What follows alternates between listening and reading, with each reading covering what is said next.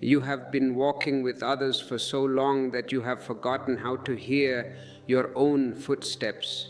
You have become part of a crowd, a sea of faces, a noise that never ends.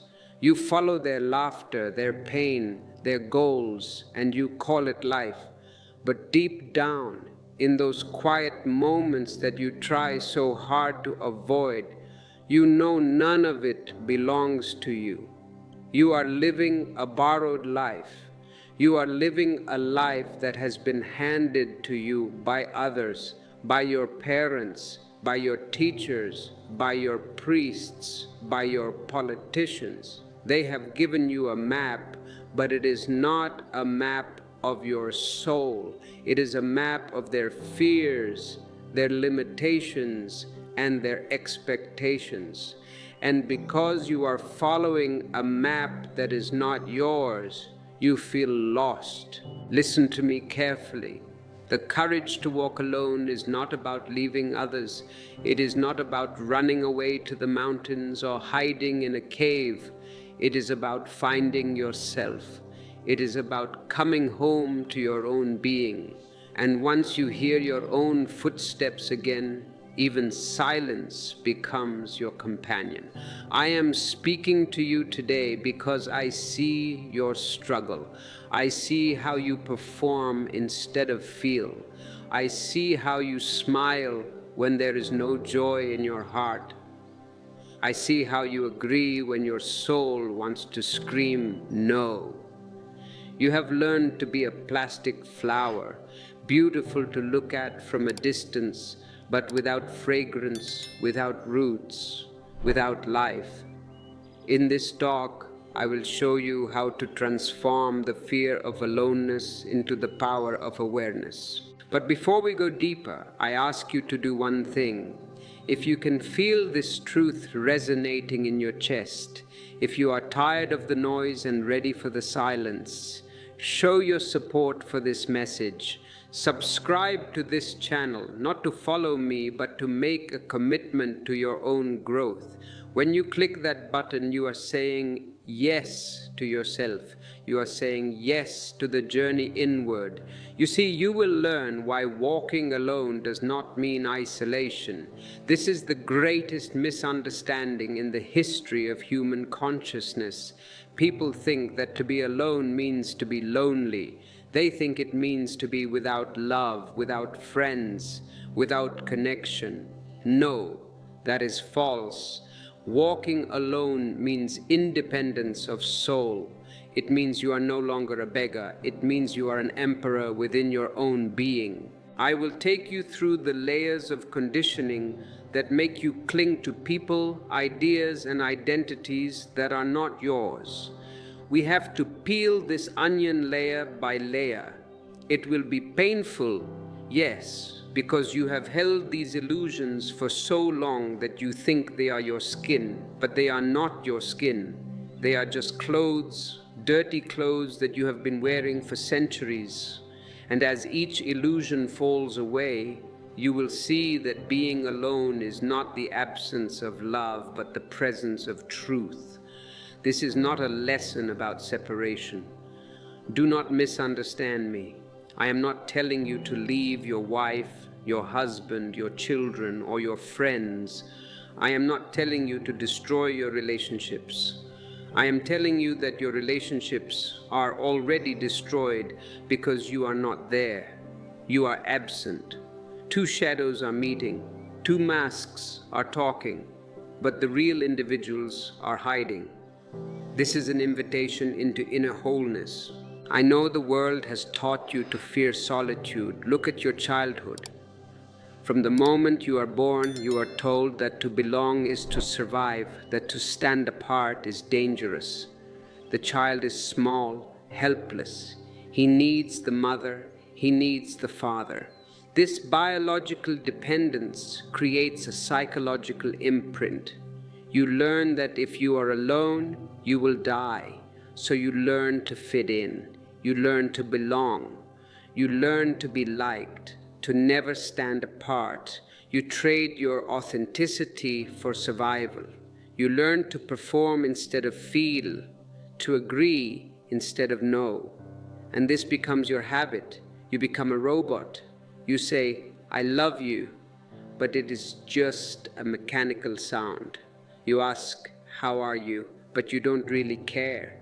You go to parties, you join clubs, you go to religious gatherings, not because you are overflowing with joy, but because you are terrified of the empty room waiting for you at home. And when you are alone, you feel lost, as if something essential is missing. You panic, you immediately turn on the television, you pick up your phone, you call a friend, you read a book, you do anything to avoid facing that feeling. You treat aloneness like a disease. But I ask you, what if being alone is not a wound? What if it is the medicine? What if this very space, this silence you avoid, is where life begins to speak to you directly? You have been listening to the marketplace for so long that you have become deaf to the divine. The divine does not shout. Truth does not scream. It whispers. And to hear a whisper, you must be silent.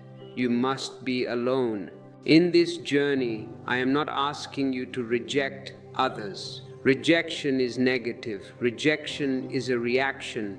If you reject society, you are still controlled by society. If you run away from the crowd is still in your mind. You are just standing with your back to them, but your focus is still on them.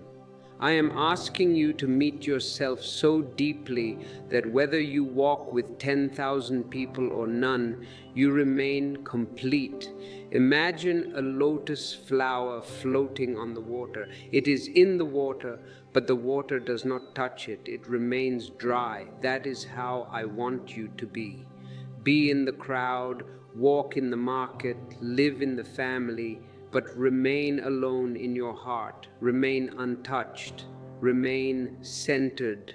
In this talk, I will explore the mystery and power of walking alone, not as an act of defiance, but as the flowering of freedom. Defiance is anger, freedom is joy. Defiance is against something, freedom is for nothing. It is just your nature. We will see why dependence creates suffering. Look at your life. Look at your misery. Wherever there is misery, if you look closely, you will find dependence. You depended on someone to make you happy, and they failed. You depended on someone to understand you, and they misunderstood. You depended on the world to appreciate you, and the world ignored you. Dependence is the root of all suffering, because dependence goes against reality.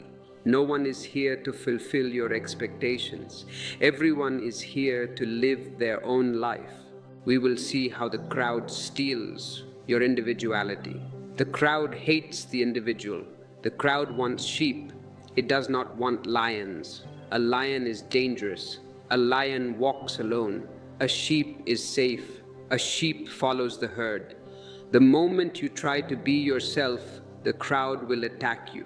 They will say you are crazy. They will say you are selfish. They will say you are wrong. But remember, truth always happens to the individual, never to the crowd. Lies are social. Truth is personal.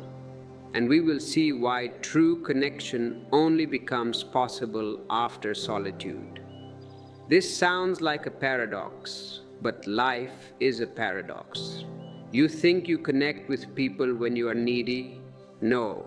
When you are needy, you use people, you exploit them, you treat them like objects to fill your holes. Only a person who is capable of being alone is capable of love.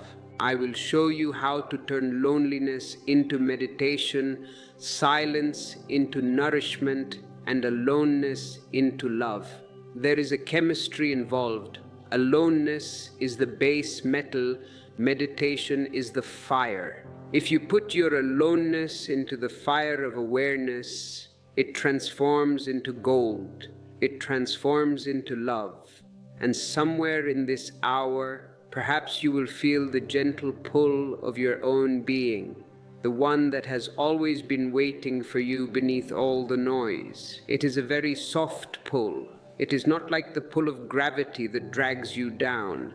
It is like the pull of the sun that invites the flower to open. It is a pull upwards. Stay with me until the end, and you will not only understand why you don't need them, you will know why you never did. You will laugh at your own foolishness. You will laugh at how you have been begging for pennies when you were sitting on a mountain of diamonds. You see, people live surrounded by others, yet deep down they remain strangers to themselves. You know your neighbor, you know your boss, you know the movie stars, you know the politicians, you know everything about everyone. But if I ask you, who are you? You will give me your name. That is not you. You will give me your profession. That is not you. You will give me your religion. That is not you. You are a stranger in your own house. From the moment you are born, you are told that to belong is to survive, that to stand apart is dangerous. This is the indoctrination. This is the poison. And because of this poison, you grow up learning to smile when you don't feel joy. Have you noticed how painful a false smile is? It hurts the face, it hurts the soul. You learn to agree when your heart whispers no. Every time you agree against your own heart, you are committing suicide. You are killing a small part of your spirit. You keep walking with the crowd even when every step feels wrong. You feel the friction, you feel the heavy burden, but you are too afraid to stop. You are too afraid to say, this is not my path. You become a part of the noise and you forget the taste of silence. Silence has a taste. It is sweet. It is nourishing. It is like cool water on a hot day, but you have forgotten it. You are so accustomed to the noise of traffic, the noise of television, the noise of your own chattering mind, that silence feels threatening. Here's something most people completely miss. They think togetherness means connection. You see a husband and wife, you see a group of friends, and you think, look, they are together, they are connected. But most of the time, what they call love, friendship, or family is only a pact between fears. It is a contract. I will scratch your back, you scratch mine. I will help you hide your fear, you help me hide mine. It is not a meeting of souls, it is a meeting of defenses. Two frightened people holding each other so they don't have to face their own emptiness. Just look at your relationships with clear eyes, honest eyes. When you are with your partner, are you really sharing your being? Or are you just clinging to them so you don't have to be alone in the dark? If the lights go out, does their presence give you light? Or are you both trembling in the dark, holding hands, hoping the other will save you? You say, but Osho, isn't love about being with others? This is the question the mind always asks. The mind cannot conceive of a love that is not a relationship. The mind thinks love is a bridge between 2 points. Yes, love can be a sharing, but first you must know how to be with yourself. If you cannot be with yourself, if you are bored with yourself, if you hate being alone with yourself, how can you expect someone else to enjoy your company? If you are not good company for yourself, you cannot be good company for anyone else. Otherwise, what you call love is only an escape. You are using the other person as a drug. You are using them as a distraction. It's like two beggars asking each other for bread. You are empty. The other person is empty. You go to them hoping they will fill you. They come to you hoping you will fill them. both are holding begging bowls. Both are hungry, both empty, neither able to give. And when you don't get what you want, because the other person doesn't have it, you get angry, you fight, you blame. You are not loving me enough, you scream. But you are blind. You are asking a beggar for a kingdom. That is not love. That is fear disguised as togetherness. The crowd becomes a comfort, a drug. It numbs you. Surrounded by others, you feel less responsible for your own misery. If everyone is miserable, it feels okay. If everyone is anxious, anxiety seems normal. If everyone is rushing nowhere, you rush nowhere too. You think, at least I'm not alone in my confusion. It is a very strange logic. I am in hell, but look, thousands of others are also in hell, so it must be the right place to be.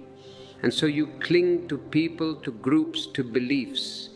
Anything that keeps you from hearing your own heartbeat in the dark. You cling to your political party. You cling to your football team. You cling to your nation. I am an American. I am an Indian. I am a Christian. I am a Hindu. What are these?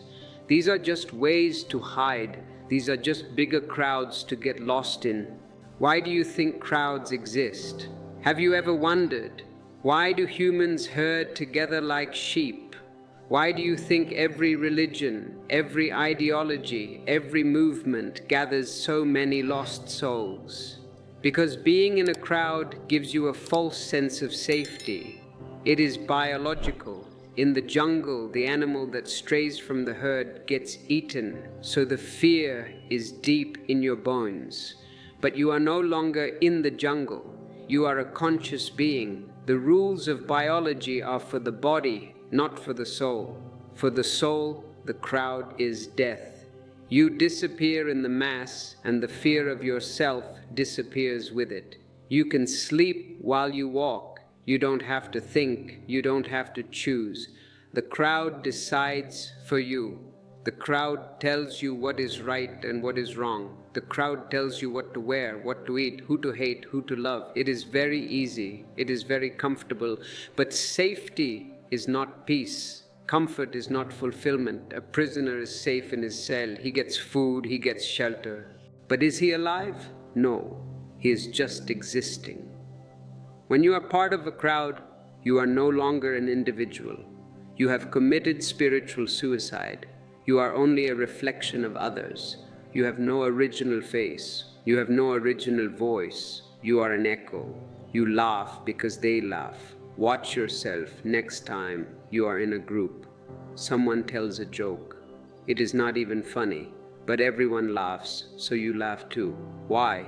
Because you don't want to be the odd one out. You cry because they cry. You believe because they believe. You've traded your soul for approval, and you call it belonging. It is a very poor bargain. You gave away the eternal for the temporary. You gave away the real for the fake. Approval is cheap.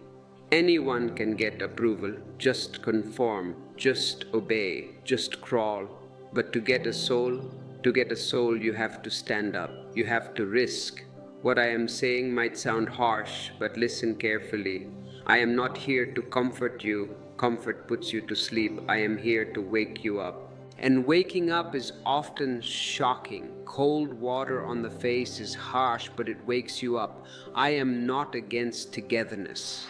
Don't misquote me. I love celebration. I love dancing together. I love singing together. But I am against false togetherness. I am against the togetherness of fear. Real togetherness can only exist when two individuals meet out of wholeness, not out of need. Understand the difference. Need implies a lack. Wholeness implies an overflow. When I am alone and you are alone and both of us are complete within ourselves, then our meeting becomes sacred. It is not a necessity. I can live without you. You can live without me. We are happy alone, but because we are so happy, we want to share it. We want to dance together. It is not a bargain. It is a celebration. In a bargain, you calculate, I give this much, I must get that much. In a celebration, you just give, you pour. There is no calculation. But when I depend on you to fill my emptiness, or you depend on me to define your worth, then we are not lovers. We are exploiters. We are clinging to each other like drowning men. We are prisoners sharing the same cell, and we call this cell marriage. We call this cell friendship. It is beautiful decoration, but the bars are there. Let me tell you a small story. Stories are ancient methods of bypassing the mind and hitting the heart directly. Once a man was running across a field, terrified of his own shadow. The sun was bright and the shadow was dark and long. He looked back and the shadow was there. He ran faster. The shadow ran faster. He turned left, the shadow turned left. No matter how fast he ran, it kept following him. He was sweating, his heart was pounding, he was going mad with fear. He thought it was a ghost, a demon chasing him. Exhausted and trembling, he collapsed under a tree and finally stopped. He could run no more. He surrendered. And in that moment of stillness, the shadow vanished. Why? Because he was under the shade of the tree. The sun could not reach him, so the shadow could not form.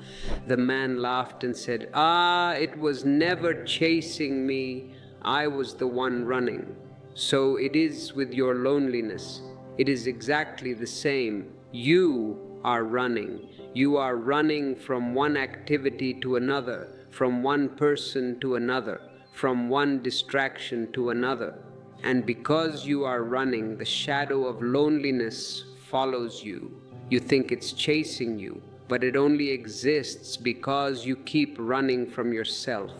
The moment you stop, the moment you stand still, the moment you sit under the tree of your own consciousness, the shadow disappears. Stand still and it disappears, but you are afraid to stand still.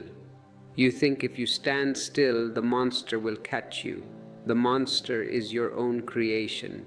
The first step toward freedom is to see how much of your so-called love is fear in disguise. You must be brutally honest. Look at your partner. Do you love them? Or are you just afraid of being alone in your apartment? Look at your friends. Do you love them? Or do you just need people to surround you so you don't feel insignificant? When you are afraid to be alone, you'll do anything to stay attached. You will humiliate yourself. You will let people mistreat you. You will stay in abusive situations. Why? Because the known misery of the relationship seems better than the unknown darkness of aloneness. You'll compromise truth, suppress your soul, and wear masks just to remain accepted. You will cut off your own wings just to fit into their cage. But remember, anything built on fear will collapse. It has no foundation. It is built on sand. The first storm will come, a sickness, a financial crisis, a death, and the whole structure will fall down. And then you will be left among the ruins, more lonely than before. The crowd may protect you for a moment, but it will also bury you under its weight. The crowd is heavy. It demands conformity. It demands that you stay small. If you try to grow, the crowd will cut you down. You can only breathe again when you dare to step out. Taking that first step is the hardest thing in life. It feels like stepping off a cliff. The mind says, you will fall, you will die. But I say to you, step off the cliff. You will not fall. You will learn to fly. And once you take that step, something miraculous begins. The atmosphere changes, the air changes. You start to sense that your loneliness was never your enemy. It was a messenger calling you home. The pain you felt, it was not there to hurt you. It was an alarm clock, It was ringing to wake you up. The pain you felt was not punishment. It was life inviting you inward. Life is compassionate. It gives you pain so that you stop looking outside.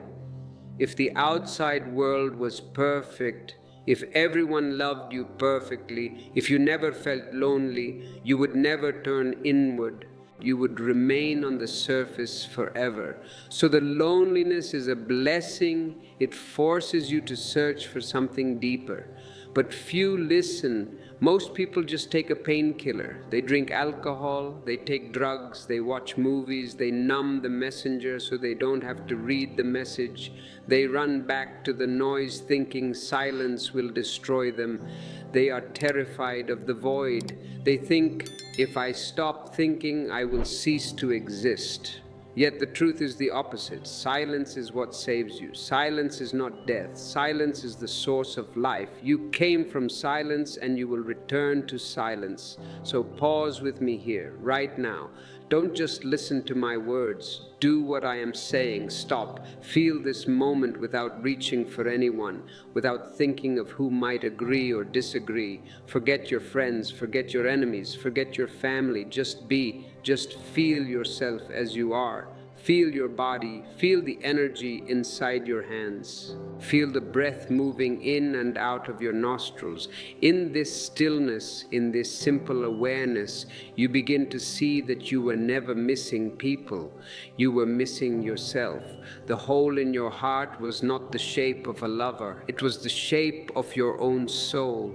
And once you see that your loneliness is not an enemy, the real journey begins, because now you are ready to meet the one person you have always avoided, yourself.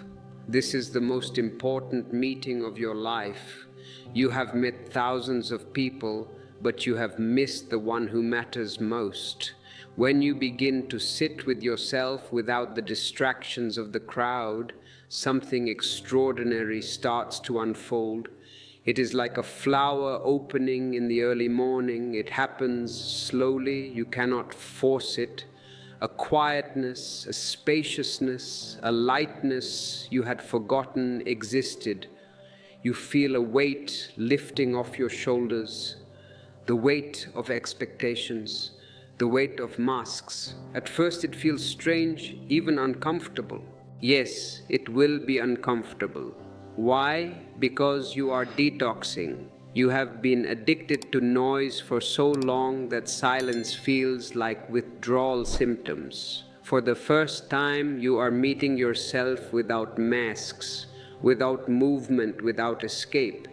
You are naked before your own consciousness, and you see your flaws, you see your fears, you see your ugliness. It is not easy to look at. The mind trembles, it becomes restless. The mind will go crazy, it will bring up 1,000 thoughts. It will remind you of the grocery list. It will remind you of an argument you had 10 years ago. It will say, this is boring, let's do something. It says, this silence is dangerous, it feels like death. The ego feels like it is dying, and in a way it is. But what dies in that silence is not you. It is your false self, the one that was built by others, the one that says, I am a doctor, I am a failure, I am a success. These are all labels given by others. They are burning in the fire of silence, the one that existed only through comparison, through imitation, through dependence. All of that is falling away. And as that false layer dissolves, what remains is a presence so alive, so full that you realize aloneness is not emptiness. It is not a negative state. It is overflowing completeness. Before we continue to explore how to turn this completeness into a power that can change your entire life, take a moment, breathe. If you are beginning to see the difference between the lonely beggar and the alone emperor, you are ready for the next step. People misunderstand aloneness because they have never truly entered it. They stop at the door. The door is loneliness. It looks dark. It looks scary. so they turn back. They have tasted loneliness, yes, and it has made them bitter. Look at the old people in nursing homes. They are lonely, and they are angry. They are bitter. Why? Because they are waiting. Because they are waiting for their children to visit. They are waiting for death. They have not transformed their loneliness into aloneness. It has made them desperate for connection, for distraction, for noise. But loneliness and aloneness are two different words. In English, the dictionary might say they are synonyms, but existentially they are opposites. They are as far apart as the earth and the sky. Loneliness is the absence of the other. Loneliness says, I am missing someone. It focuses on the object that is not there. Aloneness is the presence of yourself. Aloneness says, I am here. It focuses on the subject that is here. Loneliness is a wound. Aloneness is a healing. When you are lonely, you are bleeding. You are leaking energy. When you are alone, you are gathering energy. You are becoming a reservoir. Loneliness cries for company. Aloneness celebrates in solitude.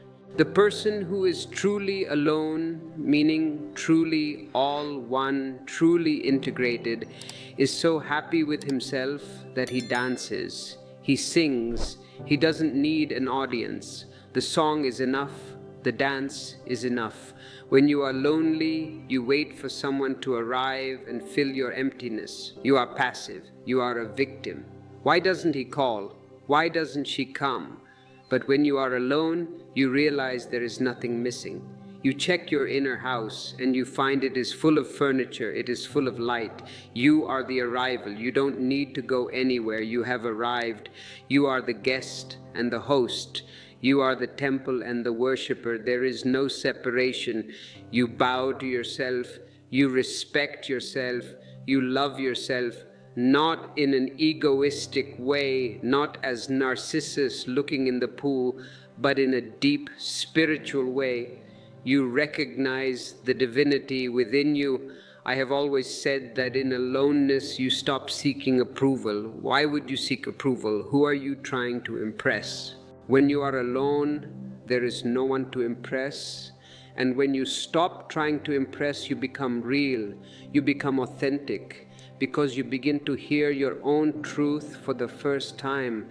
The crowd's voice is loud. Do this, be that. Success is money, success is fame.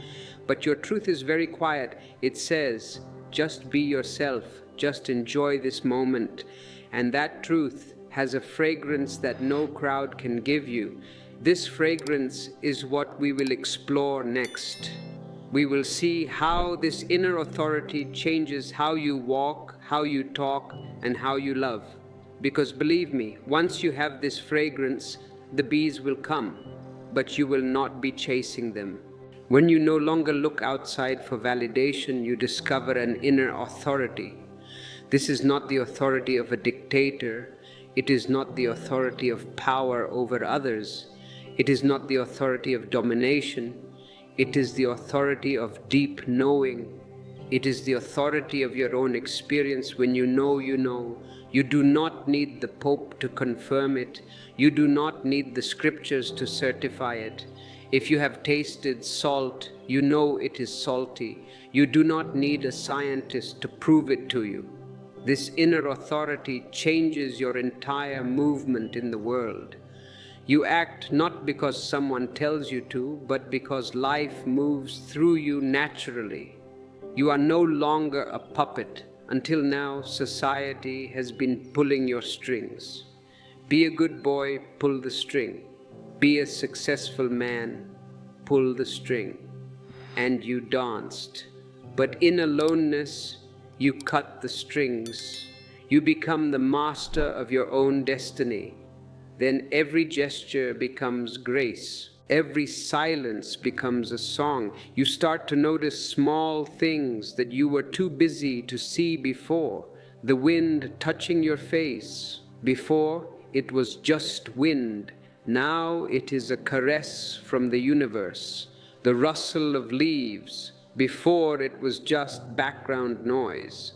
Now it is a language, the rhythm of your breath. You suddenly realize what a miracle it is that you are breathing. Who is breathing you? You are not doing it. If you had to remember to breathe, you would have died long ago.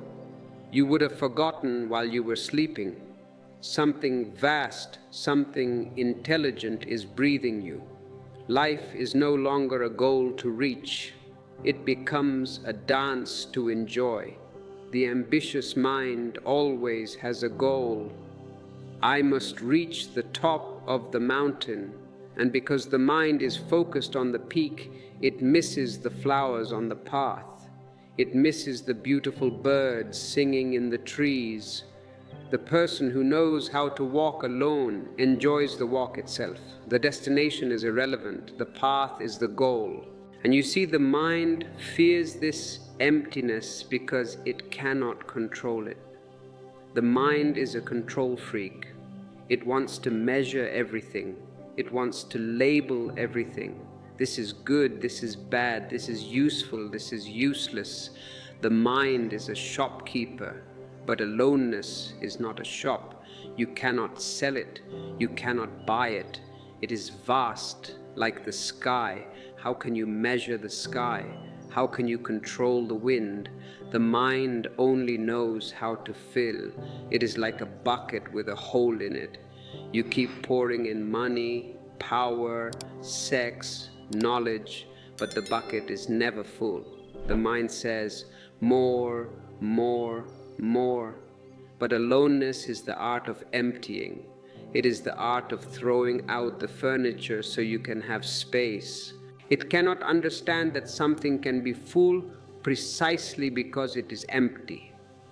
This is the logic of the mystic. A room is useful because it is empty. If the room is filled with concrete, you cannot live in it. A cup is useful because it is empty. If the cup is already full, you cannot pour tea into it. You are too full. You are full of opinions, full of prejudices, full of knowledge. That is why you are useless to existence. You need to become empty. But the heart knows. The heart has always known. The heart is not a bucket, it is a spring. It does not need to be filled, it overflows. When you fall into the heart, when you let go of all seeking, you realize that this very emptiness is peace. It is not something to get rid of. You have been trying to kill your boredom, trying to kill your emptiness. Stop fighting it, embrace it, dive into it. It is something to rest in. It is the background of all existence. Just as you write on a blank paper, life writes on the blankness of your consciousness. If your paper is already scribbled with 1,000 thoughts, life cannot write a new story for you. To resist this emptiness is to resist life itself. And it is in this emptiness, in this aloneness, that creativity is born. Have you ever noticed? All great art, all great insight, all true love arises when a person has become comfortable with their own solitude. A poet does not write poetry in a marketplace. A painter does not paint a masterpiece while talking on the phone. They go deep into themselves. They go to where they are alone. Think of the seed buried in the dark, alone in the soil. It is the ultimate aloneness. The seed is hidden. No one sees it. It is cold. It is dark. The pressure of the soil is heavy. For a time, it looks like death, like nothing is happening. If the seed had a mind, it would say, "This is the end. I have been buried alive. I am lonely. Where are the other seeds?" But in that darkness, the miracle begins, because the seed is willing to be alone, because it is willing to surrender to the soil. It cracks open, it destroys itself, the shell breaks. The ego of the seed dies, the roots form, the first green shoot pushes toward the light. Without that period of aloneness, there can be no blooming. You too are like that seed. You are complaining about the darkness in your life right now. You are complaining that you feel buried. I say to you, celebrate. This is your time of germination. Until you learn to rest in the darkness of yourself, your light cannot grow. You want the flowers without the roots? It is impossible. You want the glory without the sacrifice? It is childish. Every awakened being has walked this path. Look at history, not the history of kings and wars, but the history of consciousness. Buddha under the Bodhi tree, he was alone. He had left his palace, his wife, his child, his kingdom.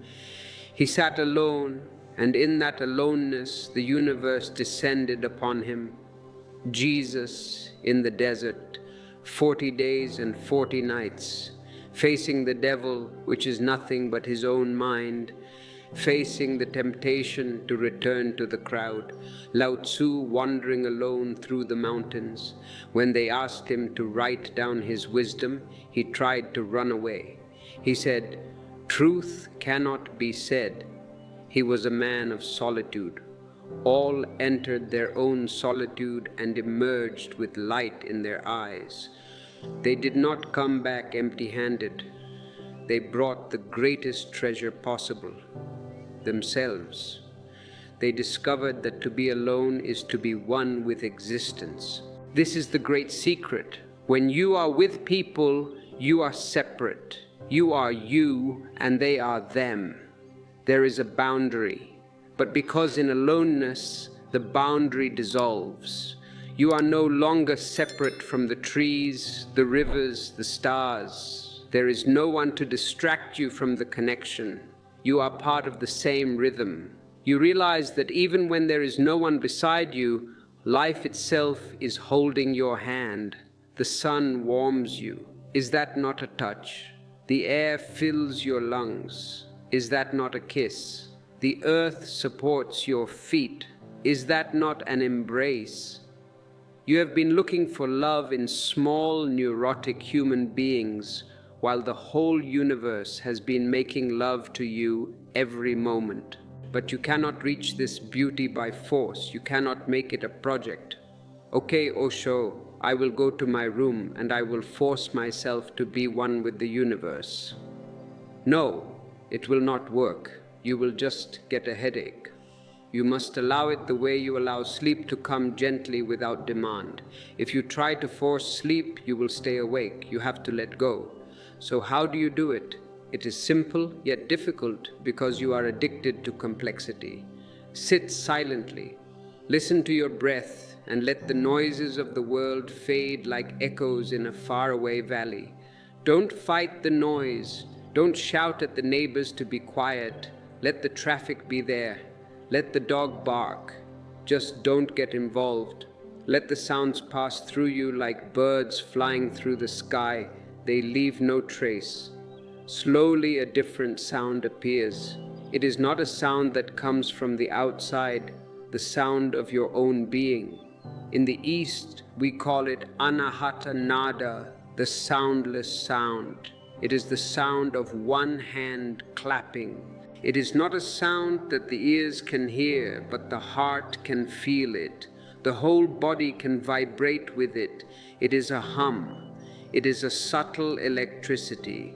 It is the hum of existence moving through you. It is the song of life itself. And once you have felt it even for a moment, you will never again feel truly alone. How can you be alone when you are filled with the music of the cosmos? You are never alone. You are always with God, or whatever name you wish to give to the totality. And yet something even more mysterious happens when you fall in love with your aloneness. Listen to this carefully, because this will change your relationships forever.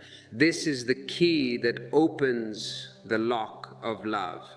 You start to love others for the first time. This sounds contradictory. You think, if I am so happy alone, why would I love others? I won't need them. Exactly. That is the point. You do not need them. And because you do not need them, you can truly love them. Because now you do not need them to complete you. You are not going to a woman or a man with a begging bowl saying, please give me happiness, please make me feel important, please take away my loneliness. No, you are going as an emperor. You are full.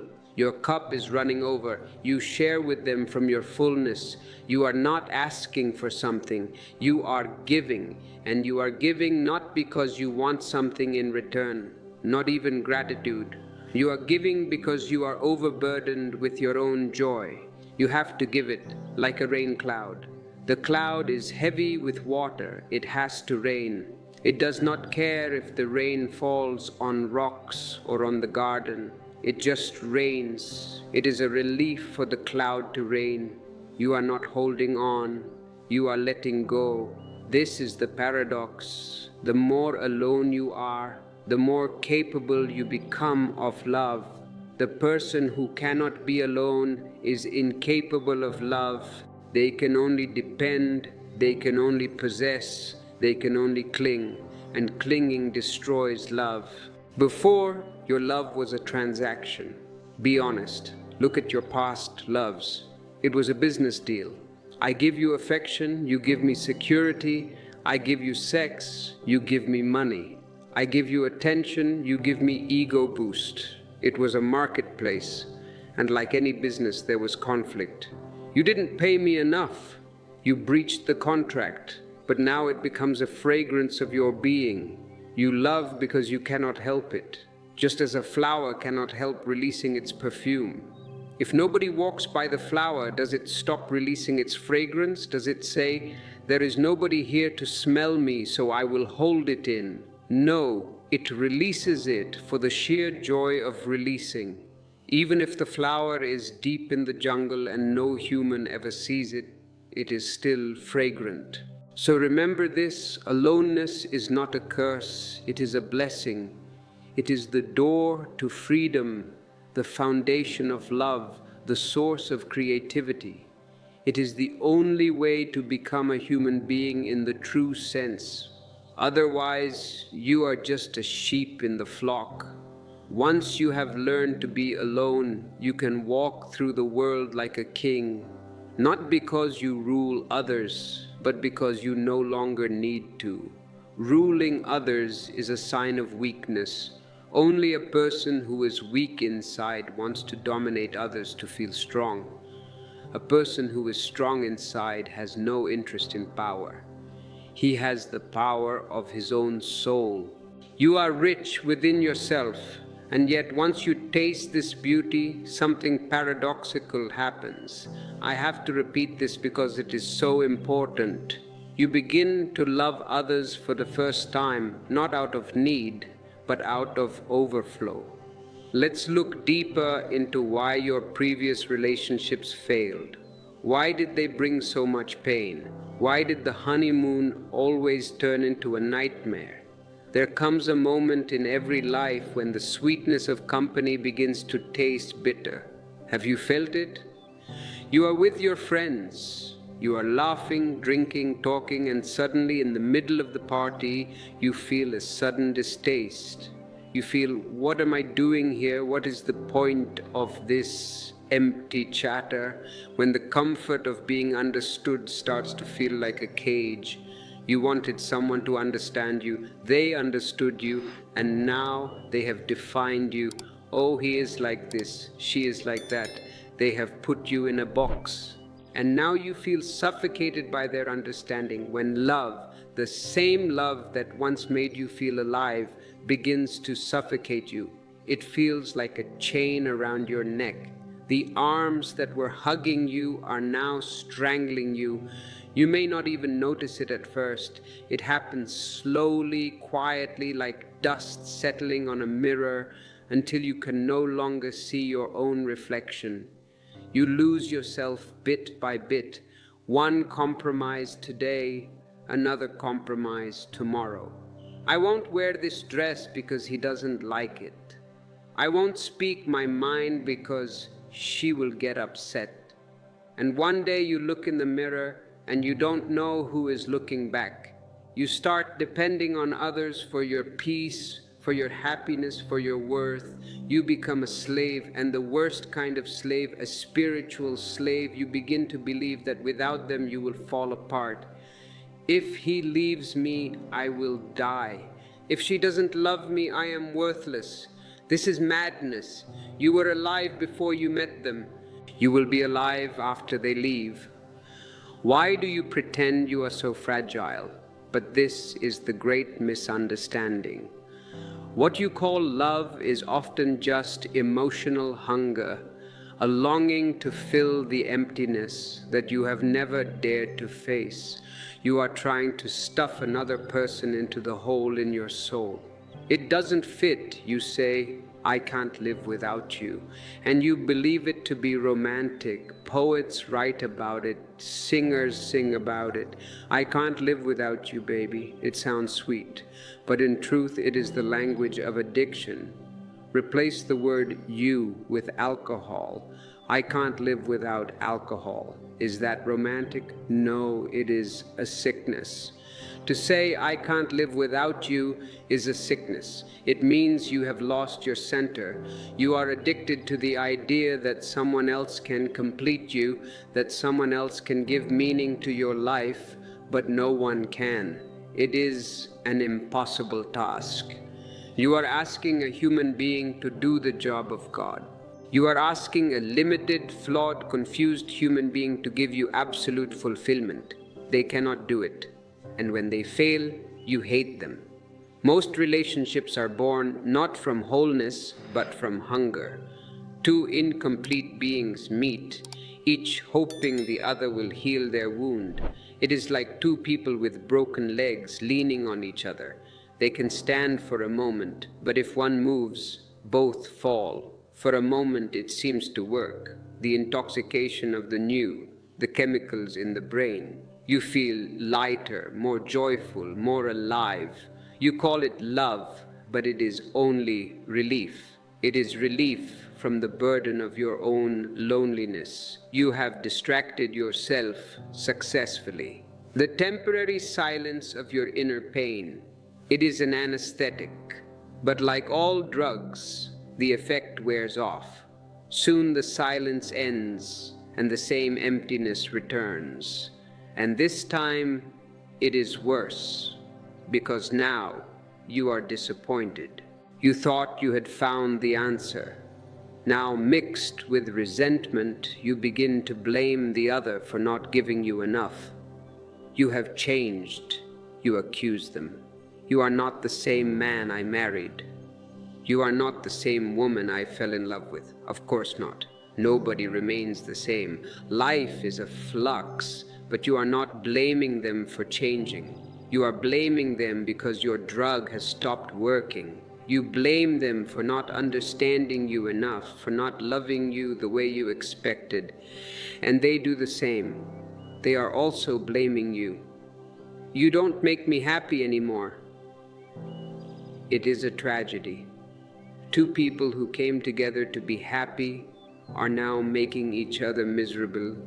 The love that once felt like liberation becomes a burden, a chain. You drag it around. You stay together for the children or for society or because it's too expensive to divorce. You are living in a graveyard. This is the tragedy of dependence. It begins with desire and ends in disappointment. It is inevitable. It is a mathematical certainty. If you start with dependence, you will end with misery. You cannot fill a bottomless pit with someone else's presence. Your inner emptiness is vast.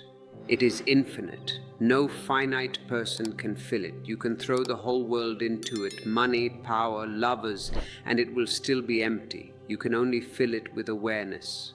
Awareness is the only substance that can fill the soul, because awareness is also infinite.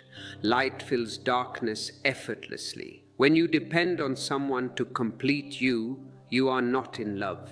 You are in bondage. You are using the other. And nobody likes to be used. Even if they allow it, Deep down, they resent it. And when you depend on someone to make you feel worthy, you give them the power to destroy you. You have put the remote control of your life in their hands. If they push happy, you smile. If they push sad, you cry. Is this a life or are you a television set? It is as if you hand over the keys to your own heart and say, please take care of my happiness. What a burden you are placing on them. And then you wonder why you feel trapped. You trapped yourself. You gave away the keys. The truth is simple.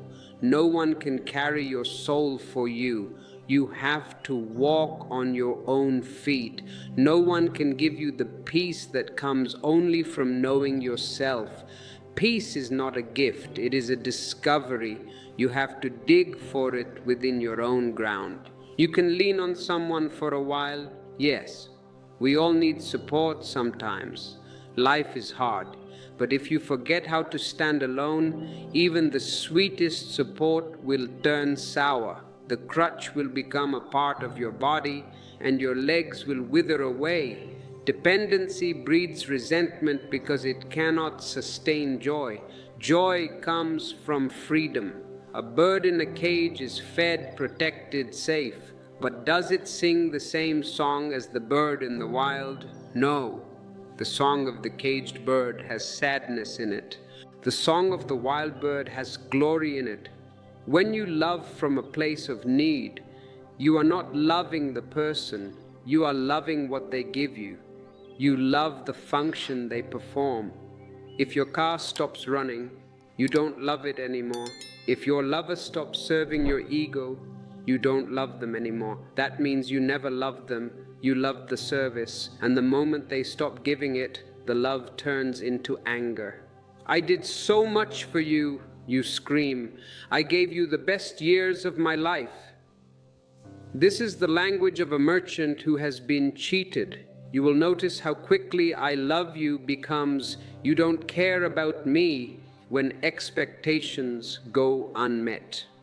The coin flips in a second. Love and hate are two sides of the same coin in these relationships. Real love has no opposite. Real love does not turn into hate. If it disappears into compassion, but it never becomes hate. This is not love. This is a transaction disguised as intimacy. We are all great actors. We pretend it is romance. We buy flowers. We write cards. But underneath we are checking the ledger. Did I get my return on investment? Love without awareness always turns into possession. Because you are afraid to lose the source of your comfort, you want to possess it, you want to own it, you want to put a lock on it, you want the other person to stay, to behave, to think the way you need them to, because you are terrified that if they change, your sense of security will vanish. You are not worried about them, you are worried about your security. It is pure selfishness disguised as concern. I am just worried about you, you say. No, you are worried about yourself. So you control, you demand, you plead, you use guilt. If you loved me, you wouldn't do this. Emotional blackmail. But remember, control kills love. You cannot possess the wind. If you close your fist to catch the wind, you lose it. You only have an empty fist. If you keep your hand open, the wind is there, only freedom can sustain it. I see many of you nodding. I see the recognition in your hearts. You know this truth because you have lived this pain. If you are ready to break this cycle, if you are ready to move from transaction to transformation, then stay with me. We are about to enter the palace. I once told a story of a beggar who spent his life outside the palace gates asking the king for gold. He was dirty, tired, hungry. He had been there for 40 years. Every morning he would shout, "Your Majesty, just one coin and I will be satisfied." He didn't ask for much, just a little scrap of validation, just a little look of love. The king, amused by his persistence, finally invited him in. "Come," the king said, "you have been asking for so long, come see where I live." As the beggar entered, he looked around and realized the floors beneath his feet were made of gold, the walls covered in jewels. He was shocked. He looked down at where he had been sitting for 40 years. He laughed and said, "All my life I was begging outside a palace that was already mine." He was sitting on the gold. He was begging for copper while sitting on gold. The same is true for you. You keep begging for love from others when the treasure lies within you. You are begging for attention, for a like on social media, for a compliment from your boss. Small copper coins. You seek recognition, comfort, validation. But the thing you are begging from is your own consciousness. Your consciousness is the king. Your consciousness is the source of all bliss.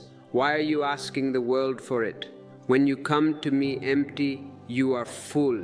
This is a strange statement. If you come to me with all your knowledge, your degrees, your ego, you are full of rubbish. You are empty of truth. But if you come to me empty, humble, open, ready to receive, then you are full of potential. You are ready. When you come full of need, you remain empty, because need is a sieve. Whatever you pour into it leaks out. This is why the path from dependence to freedom is not a path of rejection. You do not have to reject your wife or your husband. You do not have to become a monk and escape to the Himalayas. It is a path of remembering. You just have to remember who you are. The beggar needs to remember he is sitting on gold. That's all. He doesn't need to go anywhere. He just needs to look down. You are not asked to abandon others, but to stop abandoning yourself. Every time you beg for love, you abandon yourself. Every time you change yourself to please another, you abandon yourself. Stop it. Come back to yourself. When you know how to be alone, your relationships transform. They go through a metamorphosis. The caterpillars of attachment become the butterflies of love. You no longer cling. Why cling? You can stand on your own. You no longer beg. Why beg? You are rich. You no longer fear loss because you realize nothing can be lost that is truly yours. Your soul cannot be lost. Your peace cannot be stolen. If someone leaves, they leave. They were a guest. Guests come and go. The host remains. What you share now is not need. It is overflow. You are so full of love that you can give endlessly without running dry. You are connected to the ocean. How can a wave run out of water? That is real love. It is not a bargain, not a compromise, but a celebration. Freedom begins where dependence ends. But let us be very clear, because the mind is a trickster and it will try to twist this meaning. Freedom is not the coldness of indifference. It is not saying, "I don't care about you." That is not freedom. That is defense. That is armoring yourself against pain. Freedom is not isolation. It is not pride standing on a mountain peak looking down at the world. Freedom means your heart is open but not needy. It is a delicate balance. The door is open. The windows are open. The wind blows through, but the house stands firm on its own foundation. Your love flows, but it does not bind. You do not carry a rope to tie the other person. You carry a lamp to light their way. You give without expecting. Can you imagine that? Giving a gift and instantly forgetting you gave it, not waiting for the thank you, not waiting for the return favor. If you remember you gave, you are waiting. If you keep a record, you are a banker, not a lover. You receive without demanding. If love comes, you welcome it with gratitude. If it does not come, you remain in your own bliss. You do not demand it like a tax collector. Where is my love? It is the first of the month. It is a love that is alive even when the other is absent. This is the test. When your beloved is away, do you feel empty? Do you feel anxious? Or do you feel their presence in your heart, warm and golden, even if they are 1,000 miles away? If you are free, their absence does not diminish you. A love that expands instead of shrinks. Most relationships shrink. They start big, the whole world is beautiful, and then they shrink to the size of a bedroom, then to the size of an argument, then to the size of a courtroom. Real love makes the sky bigger. Such freedom frightens most people because they cannot control it. You cannot control a free person. You can kill them, you can imprison their body, but you cannot enslave their spirit. And the ego loves slaves. The ego wants to be the master. The world has taught you that love must be exclusive, possessive, constant. You must love only me forever. What a violent idea. How can you promise forever? You don't even know if you will be here tomorrow. You are promising something you do not have. But the love born from freedom cannot be caged. It has wings. It is wild. It is not a domestic animal like a dog that sits when you say sit. It is like an eagle. It flies high near the sun. And yes, sometimes it flies away. You have to accept this risk. Life is a risk. If you want safety, buy a plastic flower. It will never die. It will never leave you. You can wash it, you can put perfume on it, but it is dead. If you want a real rose, you have to accept that by evening the petals might fall. But it never leaves you empty because it never belonged to you. It passed through you. You were the flute. The song passed through.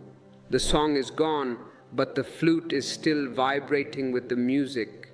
You are enriched by the experience of loving regardless of the outcome. I know to live like this seems impossible. The mind says, if I don't depend, I will be alone forever. The mind says, if I don't hold on tight, nobody will stay. This is the logic of fear. No. When you stop depending, you start relating for the first time. Before this, you were not relating. You were negotiating. Now you meet. You see the other not as an object to satisfy your needs, but as another mystery of existence. Have you ever looked at your partner as a mystery? Or do you look at them as a husband, a wife, a provider, a cook? Look into their eyes. Forget the labels. There is a universe in there, as another reflection of the same truth that lives within you. When you look deep enough into another, you see yourself, not your ego, but your essence. The light in them greets the light in you. Namaste. Then even a brief meeting, even a passing smile becomes sacred. You don't need a 30-year marriage to know love. A single moment of pure connection on a train with a stranger can be more real than 50 years of a dead marriage. Because in that moment, two souls met without barriers. You don't need to possess someone to love them. In fact, if you possess them, you have destroyed the love. You have turned a person into a thing. You possess a chair, you possess a house, you cannot possess a human being. You simply allow them to be as you allow yourself to be. This is the highest form of love, allowing. I love you, so I allow you to be you, even if that means you must go, even if that means you change. So let this be understood deeply. Dependence is fear, and fear can never love. Fear shrinks, love expands. They cannot exist in the same space. If the room is dark, you cannot say, I have a light, but it is dark. If the light is there, the darkness is gone. If fear is there, love is gone. Only freedom knows how to love. Freedom brings a love that the world has never taught you. Your movies don't show it, your novels don't write about it, because it is not dramatic, it has no conflict, it is pure peace. A love that cannot be bought, cannot be lost, cannot be broken, because it comes from the only place it was ever meant to be found, within yourself. But even freedom, if misunderstood, can turn into a new kind of ego. I must warn you, the spiritual path is razor sharp. If you fall to the left, you fall into dependence. If you fall to the right, you fall into the ego of independence. So before you call yourself free, look closely and ask, is my freedom rooted in love or in pride? Do you say, I don't need anyone, with a gentle smile? Or do you say it with a hard face? Do you say it with an open heart? Or do you say it like a fortress? I don't need anyone. That is pain speaking. That is rejection speaking. For even freedom can become another chain if you forget its source. The source is humble. The source is silence. And so let us go deeper beyond even solitude into silence itself. We are moving from the psychology of relationships to the spirituality of being. When love arises from freedom, it is no longer a hunger. It is a fragrance, invisible, effortless, unclaimed. You walk into a garden, the rose is there, the scent hits you. The rose does not run after you saying, smell me, appreciate me. It just is. You inhale, you are delighted. You move on, the rose remains. Most people have never known such love. They have known attachment. They call attachment love. I am so attached to him. That means you are stuck, you are glued. It is not a compliment. It is a confession of bondage. They have known desire. Desire is a fire that burns. It wants to consume. I want to eat you up. This is the language of cannibals, not lovers. They have known possession. You are mine. The moment you say mine, you have created a prison. And remember, the jailer is also a prisoner. If you have to watch the prisoner 24 hours a day, so he doesn't escape, are you free? You are stuck at the gate too. But they have not known love. Their love is like a contract, spoken or unspoken, full of hidden demands. Small print. You never read the small print at the beginning. Clause 1, you must never look at another woman. Clause 2, you must always agree with me.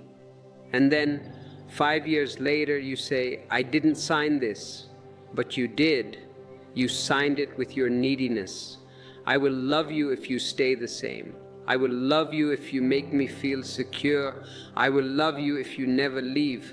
But life never stays the same. The only constant in life is change. The clouds change, the seasons change, your cells change. Every 7 years, every single cell in your body is new. You are not the same person you were 7 years ago. How can your promise remain the same when the promiser has changed? And people are rivers, not stones. A stone stays where you put it. You can come back 10 years later, the stone is there. A river?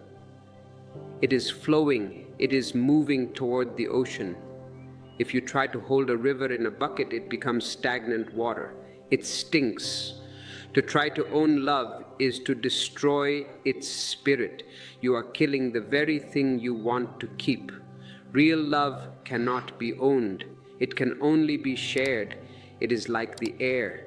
You can breathe it, you can enjoy it, but you cannot bottle it. When you no longer cling, when you no longer demand, when you are not afraid to lose, only then does love become pure. It becomes virgin. It is fresh every morning because it is born not from fear, but from fullness. You see, when you are free, your love becomes like the sun. It shines on everyone without asking for anything in return. The sun does not knock on your door and say, "I sent you light yesterday. Where is my payment? Where is your worship?" The sun rises even if everyone is asleep. It shines on the sinner and the saint equally. It shines on the beautiful flower and the dirty mud equally. It has no judgment. It does not choose where to fall. It does not divide between worthy and unworthy. I will love him because he is a Christian. I will not love him because he is a Jew.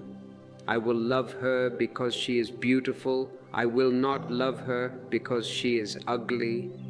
This is not love. This is selection. This is shopping. It simply gives because that is its nature. When you become love, you give because you are love. It is not something you do, it is something you are. The greatest gift you can give another is your aloneness. This is a very deep insight. Usually you think the greatest gift is your company. I will give you my time, my company. No.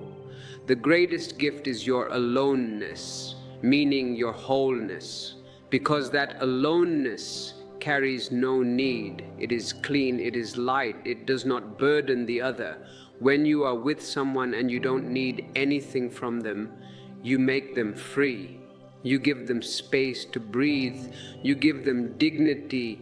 It is sacred. You do not love someone because you want something from them. You love because love has become your breathing. Then even if no one stands beside you, you are still surrounded by love. You are in a bubble of love. It protects you. It nourishes you. Because love is no longer a relationship. It is your state of being. Let me tell you this in a simple way. Images help the mind to understand the heart. Imagine two candles standing in a dark room. Each burns with its own flame. Look at them. One is here, one is there. They are distinct. They are individual. They do not depend on each other for light. The first candle does not say to the second, "If you go out, I will go out too." No, it has its own wax, its own wick, its own fire. Yet together they illuminate more of the room. The light merges. You cannot separate the light. You cannot say, "This photon belongs to candle A, and this photon belongs to candle B." The light is one, the sources are two. If one candle goes out, the other continues to burn. There is no tragedy. The light is less, yes, but the flame remains.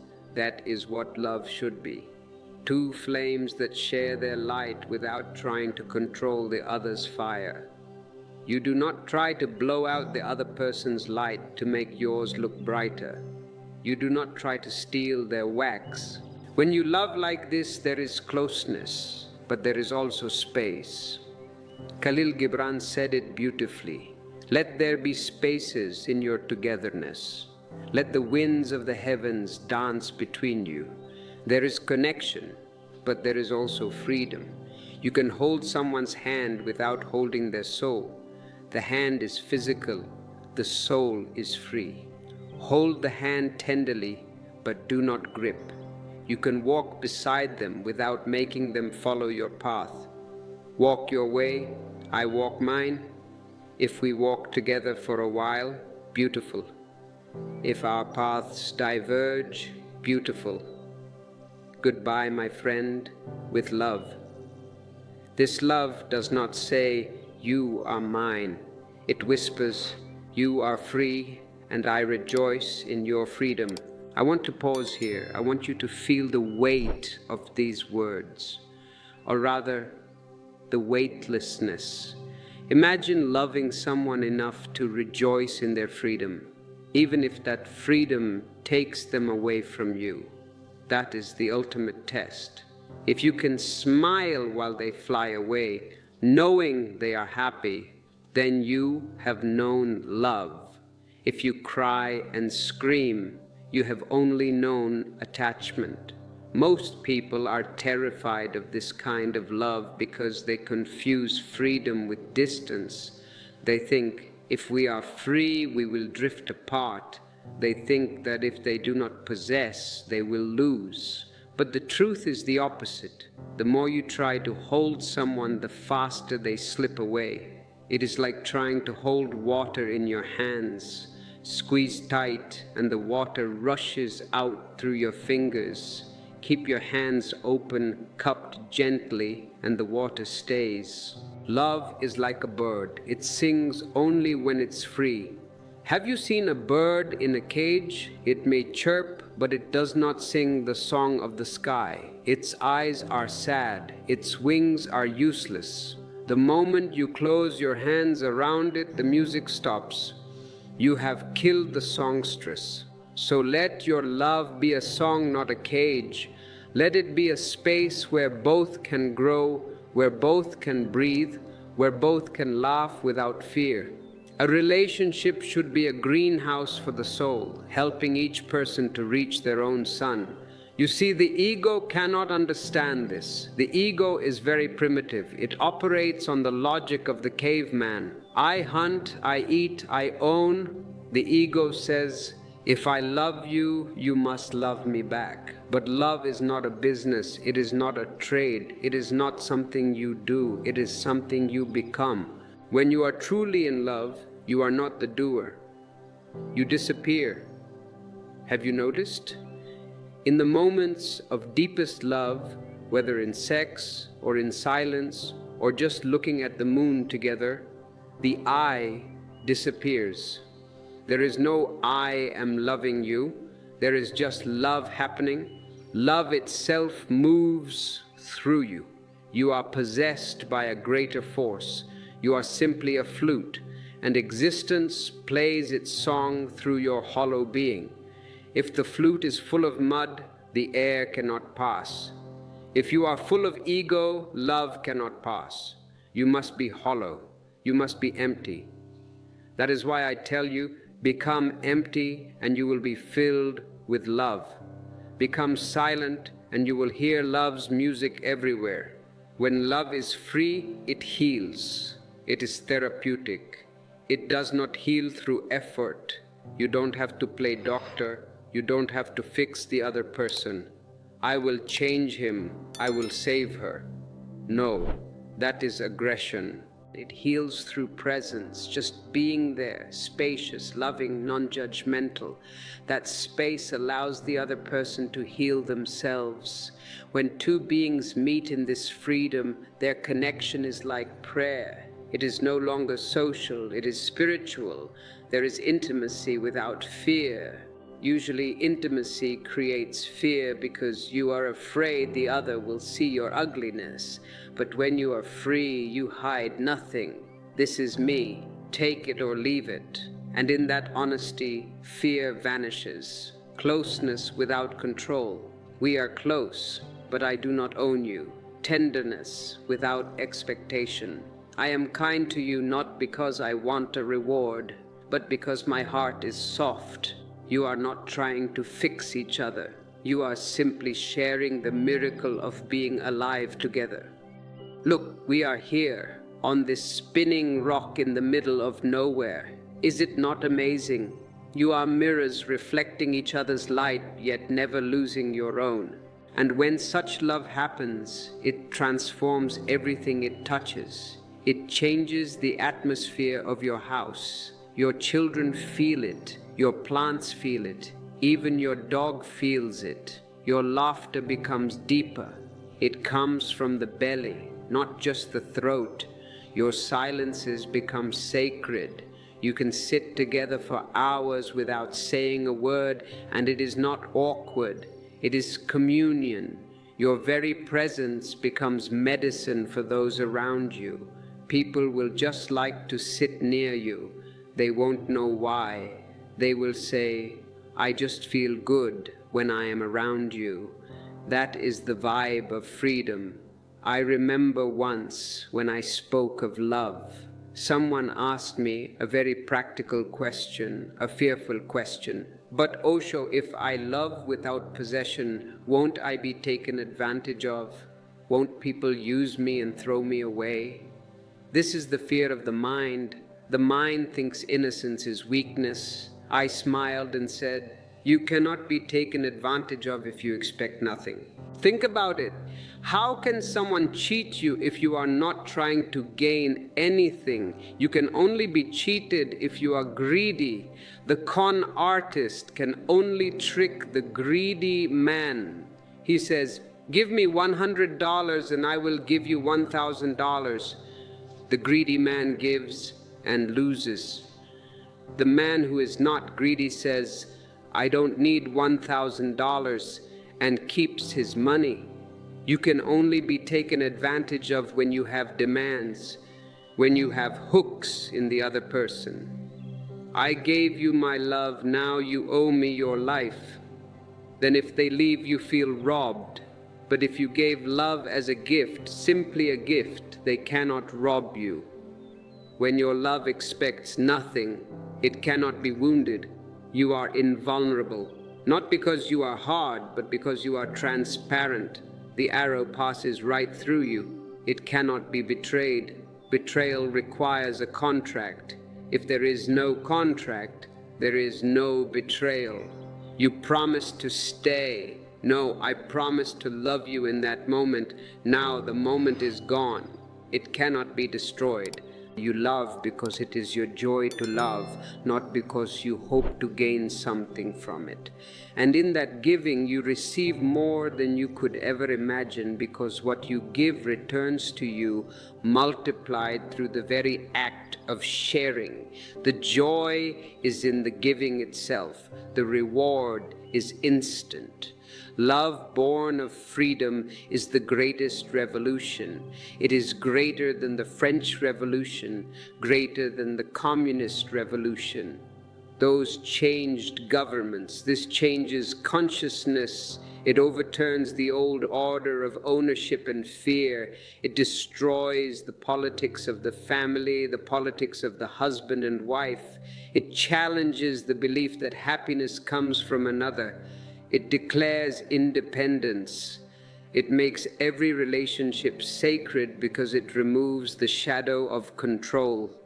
When you love freely, you are no longer dependent on anyone, and yet you are connected to everyone. You are a paradox. You are a solitary wanderer, yet you are the lover of the universe. You no longer seek one person to fill your emptiness. You stop the hunt. You stop looking for Mr. Right or Miss Perfect.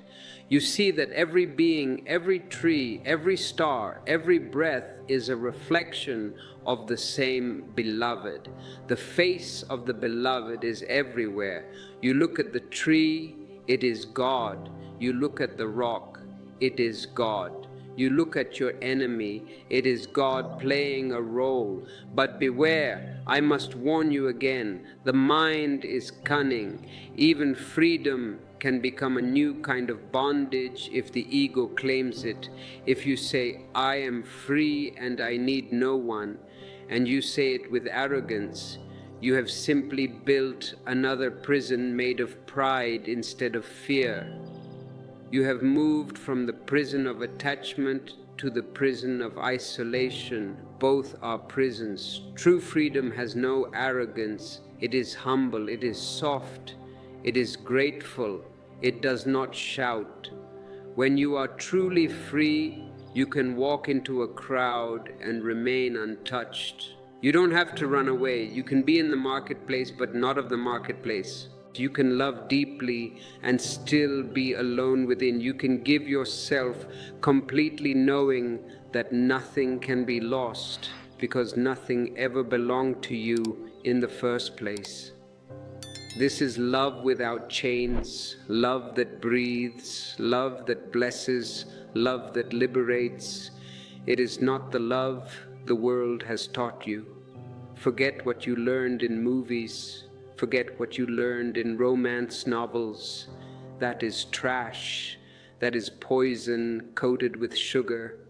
It is the love existence has been whispering to you through every heartbeat, every sunrise, every tear. To live this love is to live as a blessing, not as a beggar.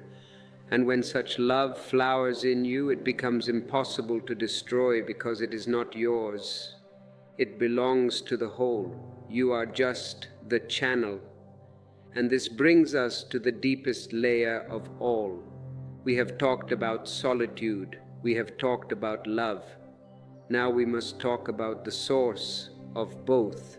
But even freedom can become pride if you forget its source.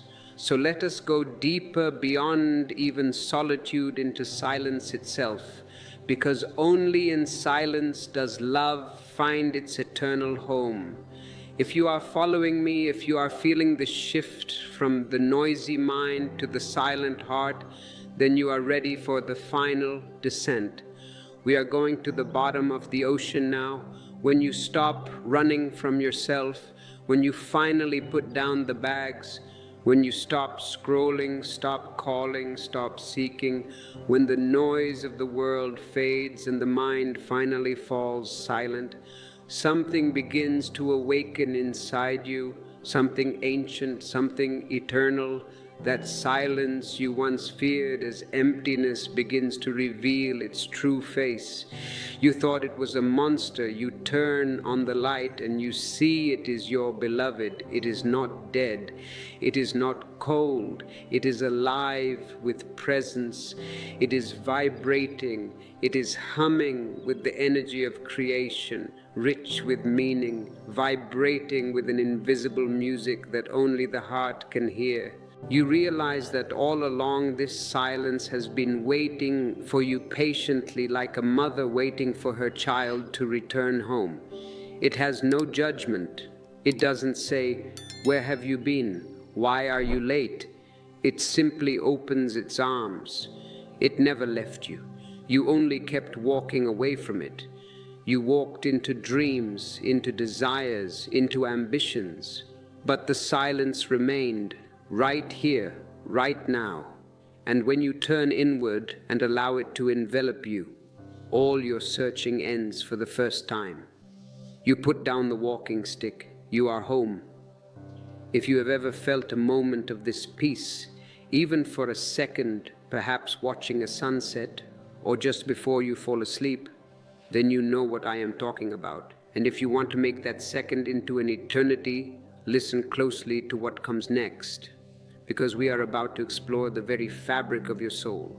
You are not trying to become anything, you simply are.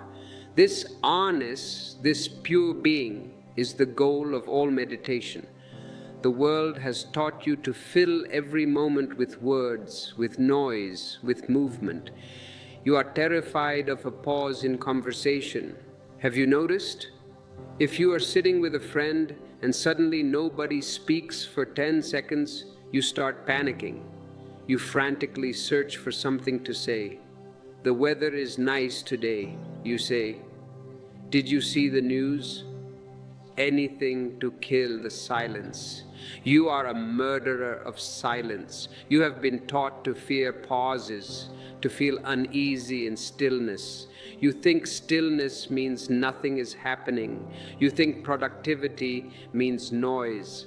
But look at nature. Trees grow in silence. The earth spins in silence. The sun rises in silence. The greatest forces in existence are silent. Only the small things make noise. An empty wagon makes a lot of noise. A full wagon is silent. Silence has been portrayed as loneliness, as something to avoid, as something empty or meaningless. He is just sitting there doing nothing, they say. They think you are wasting time, but in that doing nothing, you are doing the greatest thing possible. You are encountering yourself. But I tell you, silence is not the absence of sound. This is the definition of the physicist, not the mystic. To the physicist, silence is the absence of vibrations. To the mystic, silence is the presence of awareness. It is a positive force. It is heavy with presence. It is the ocean from which every sound arises and to which it returns. Sound is a wave on the surface. Silence is the depth. You live on the surface. That is why you are tired. The waves are always crashing, always moving. Drop below the surface. Dive deep. There is no storm. There is only eternal calm. When you sit quietly and listen deeply, You begin to hear the subtle rhythm behind all things, the hum of life itself. It is not a hallucination. It is the vibration of the life force prana, the whisper of the trees. Do you think trees are dead? They are more alive than you. They are constantly meditating. They are in a state of let go. They don't worry about tomorrow. They don't worry about their insurance policy. They just stand and drink the sun. If you sit with a tree, really sit with it, not just look at it and take a photo, but sit and merge with it, you will hear it breathing, the quiet breathing of existence, the expansion and contraction of the universe. You start to realize that silence is not something outside of you. You don't have to go to the Himalayas to find it. People come to me and say, Osho, I want to go to a cave to find silence. I tell them, if you are stupid here, you will be stupid in the cave, and your stupidity will echo in the cave and bother you even more. Silence is not a geography, it is a psychology. It is the very fabric of your being. The problem is that you have been taught to listen only with your ears. The ears are for the outside. They are mechanisms to translate vibrations into signals for the brain. You listen to others, to words, to the world, but not to yourself. To hear silence, you must listen with your whole being. You must become a giant ear. Your hands listen, your skin listens, your heart listens. You must become so still that even your thoughts begin to slow until there is only awareness, pure, effortless awareness. Imagine a glass of muddy water. If you keep stirring it, it remains muddy. If you put it on the table and leave it alone, don't touch it, don't try to fix it, what happens? The mud settles, the water becomes clear. Your mind is that muddy water. You are constantly stirring it with your desires, your worries, your plans. Stop stirring, let it settle. And when that happens, you feel an immense peace. It is not the peace of the graveyard, it is a dancing peace. It is a vibrant peace, a peace that cannot be described because it does not belong to the mind. The mind deals in words. Peace is beyond words. You can write the word fire on a piece of paper, but it will not burn you. To know fire, you must touch it. To know peace, you must become it. It is not an experience that comes and goes. Experiences are temporary. You watch a movie, it ends. You eat a meal, it ends. You have sex, it ends. This peace is not an experience. It is your natural state, the background against which all experiences appear. It is the screen on which the movie plays. The movie changes. Tragedy, comedy, drama, but the screen remains white. You are the screen. In silence, there is no loneliness because loneliness belongs to the mind. The mind cuts reality into pieces, me and you, here and there. It comes from comparison, from measuring, from wanting to be somewhere else. Loneliness is basically the feeling, I am here, but I should be there with them. It is a rejection of the here. In silence, there is no somewhere else. The future disappears. The past disappears. There is only here, only now. And this now is so full, so rich, that there is no space for loneliness. How can you be lonely when you are full of God? There is no you separate from existence. The boundaries melt. The ice cube melts into the ocean. The ice cube was I, the ocean is we. Now there is just water. There is only being, Sat Chit Ananda, truth, consciousness, bliss. You realize that even when you thought you were alone, you were surrounded by an infinite presence. You were like a fish, thirsty in the ocean, crying, where is the water? The trees were breathing with you. They were exchanging oxygen and carbon dioxide with you. You are in a constant deep kiss with the trees. The stars were shining for you. The atoms in your body were cooked in those stars. You are stardust. The earth was holding you. Gravity is the love of the earth for you. It pulls you close. It keeps you grounded. Existence has never left you for a single moment. You only stopped noticing. You were too busy looking at your smartphone. You were too busy looking at your ego. When you return to silence, you return to this great intimacy with life. Intimacy into me see. You see into the life, and life sees into you. To live in silence does not mean to withdraw from the world. This is the old way, the way of the escapist monk. I am not teaching you to be an escapist. I am teaching you to be a revolutionary. The greatest revolution is to be silent in a noisy world. It means to carry that stillness within you wherever you go. You carry your own portable sanctuary. You can sit among thousands of people and still remain untouched. You can be in the market, in the stock exchange, in the disco. The noise is there, but inside you are in the Himalayas, still rooted in your center, like a cyclone. The cyclone is violent, destructive, moving at hundreds of miles an hour. But in the very center of the cyclone, there is a point that is absolutely still. Be the center of the cyclone. Then whatever you do, speak, love, create, walk, it all comes from that silent core. It has a different quality. It has authority. It has power. Your words have weight. When a silent man speaks, his words go deep.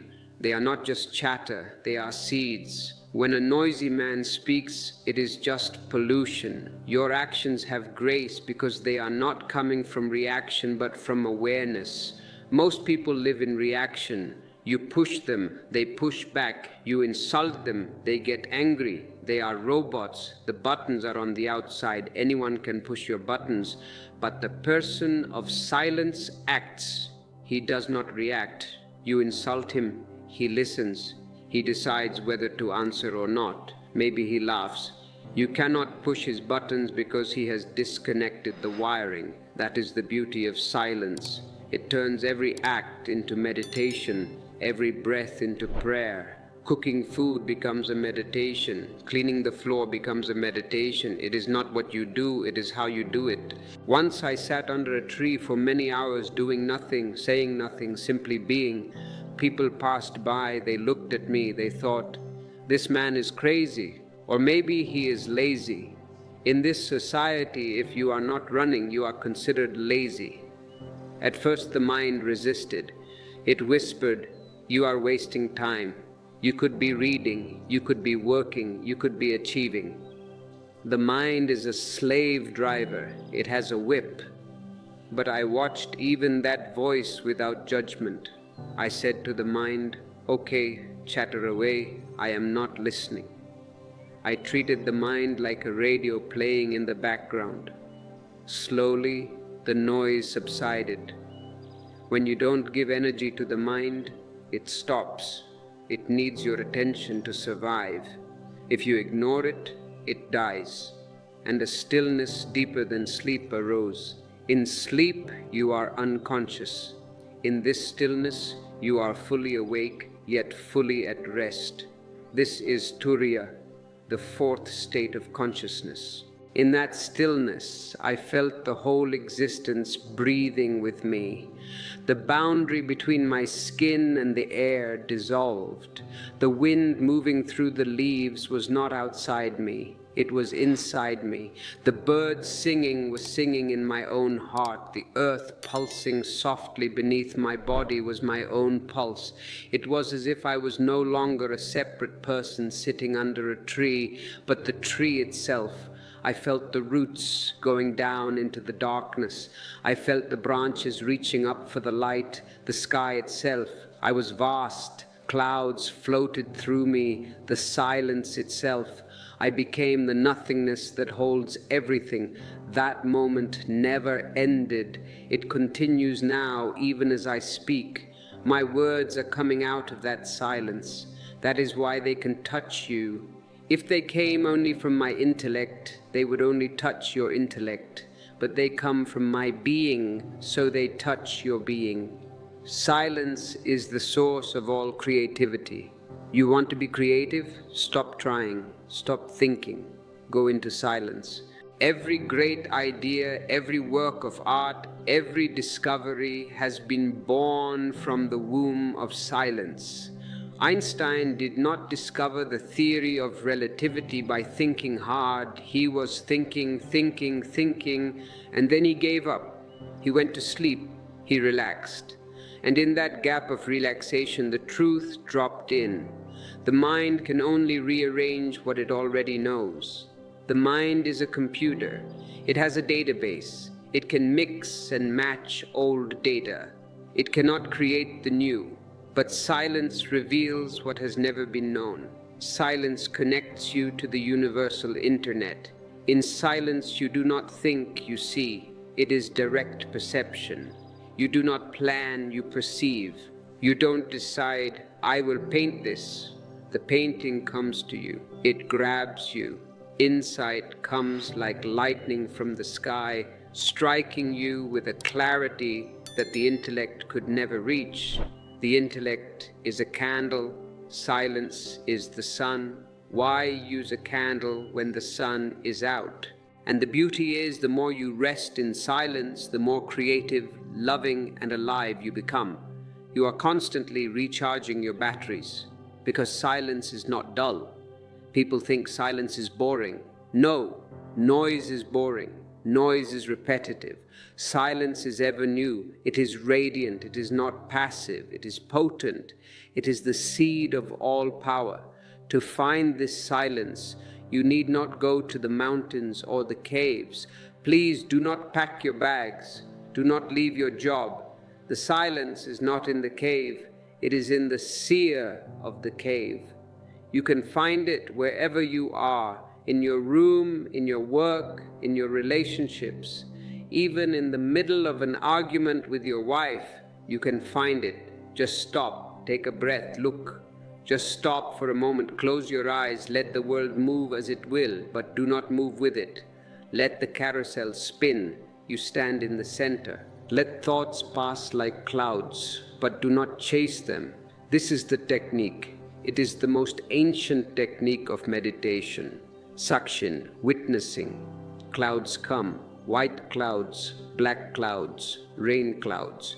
The sky does not say, I don't like black clouds. The sky does not say, I want more white clouds. The sky just allows. Be the sky, remain as the sky, vast, empty, untouched. Slowly a gap will appear. This is the secret. Between two thoughts there is a gap. One thought ends and the next has not yet begun. In that tiny interval there is silence, a space between one thought and the next. That gap is the door to silence. That gap is God. That gap is you. At first, it will be very short, a nanosecond. You will miss it if you are not alert. But as you watch, the gap widens. It becomes a second, then 2 seconds, then minutes. Walk through it again and again until the gap becomes your home. Make your residence in the gap. And the miracle is, once you are comfortable in that silence, you stop feeling alone. The paradox is complete. In absolute silence, you are absolutely connected. The silence itself becomes your companion. You are never lonely because you have yourself, and yourself is infinite. Not a companion who speaks, but one who understands without words. How rare is that, to find someone who understands you without words. Silence is that lover. It holds you, nourishes you, strengthens you. It heals the wounds of the world. The world scratches you. Silence heals you. You realize that you do not need anyone to fill your life because life itself is filling you every moment. You are overflowing. Silence becomes your friend, your lover, your teacher. It teaches you things no book can teach. It teaches you the language of existence. From that friendship, all other relationships bloom naturally, not out of need, but out of abundance. I invite you now, before we move to the final realization of this journey, to take a small action.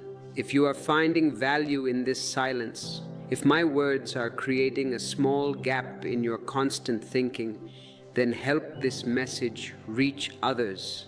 Like this video, share it with a friend who is suffering from loneliness. Be a catalyst for their silence. It is a small act, but it ripples out. And when you reach this depth of stillness, when walking alone no longer feels lonely, you discover a secret that has been hidden in plain sight. You were never truly alone.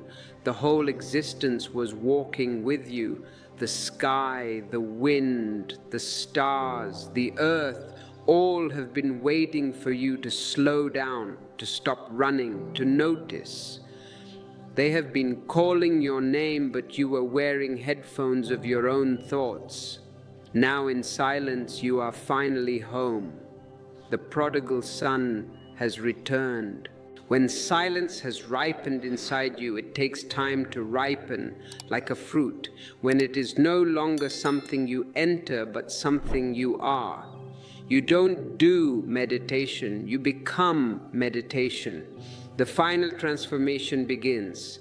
The realization that to walk alone is not to be separate, but to be one with all. This is the ultimate destination. We started by leaving the crowd. We walked through the fire of loneliness. We discovered the jewel of aloneness. We entered the temple of silence. And now the temple dissolves, and only God remains. This is the great paradox of existence. The moment you accept your aloneness completely, you are no longer alone. You dissolve into the whole. The drop slips into the ocean. But don't say the drop has disappeared. No, the drop has become the ocean. The drop is now vast. The wave realizes it is not separate from the ocean. It was never separate. It was just a form. The drop recognizes that it is the sea itself. Aham Brahmasmi. I am the universe. When you walk alone with awareness, each step is in harmony with the universe. You are not fighting, you are flowing. You are not pushing the river, you are floating with it. The stars move with you. When you move your hand, you move the stars. Everything is connected. The spider web of existence is infinite. Touch one thread, and the whole web vibrates. The trees breathe with you. The rivers sing with you. You are the conductor of the cosmic orchestra, and you are also the music. You are no longer a stranger here. Most people feel like strangers in the world.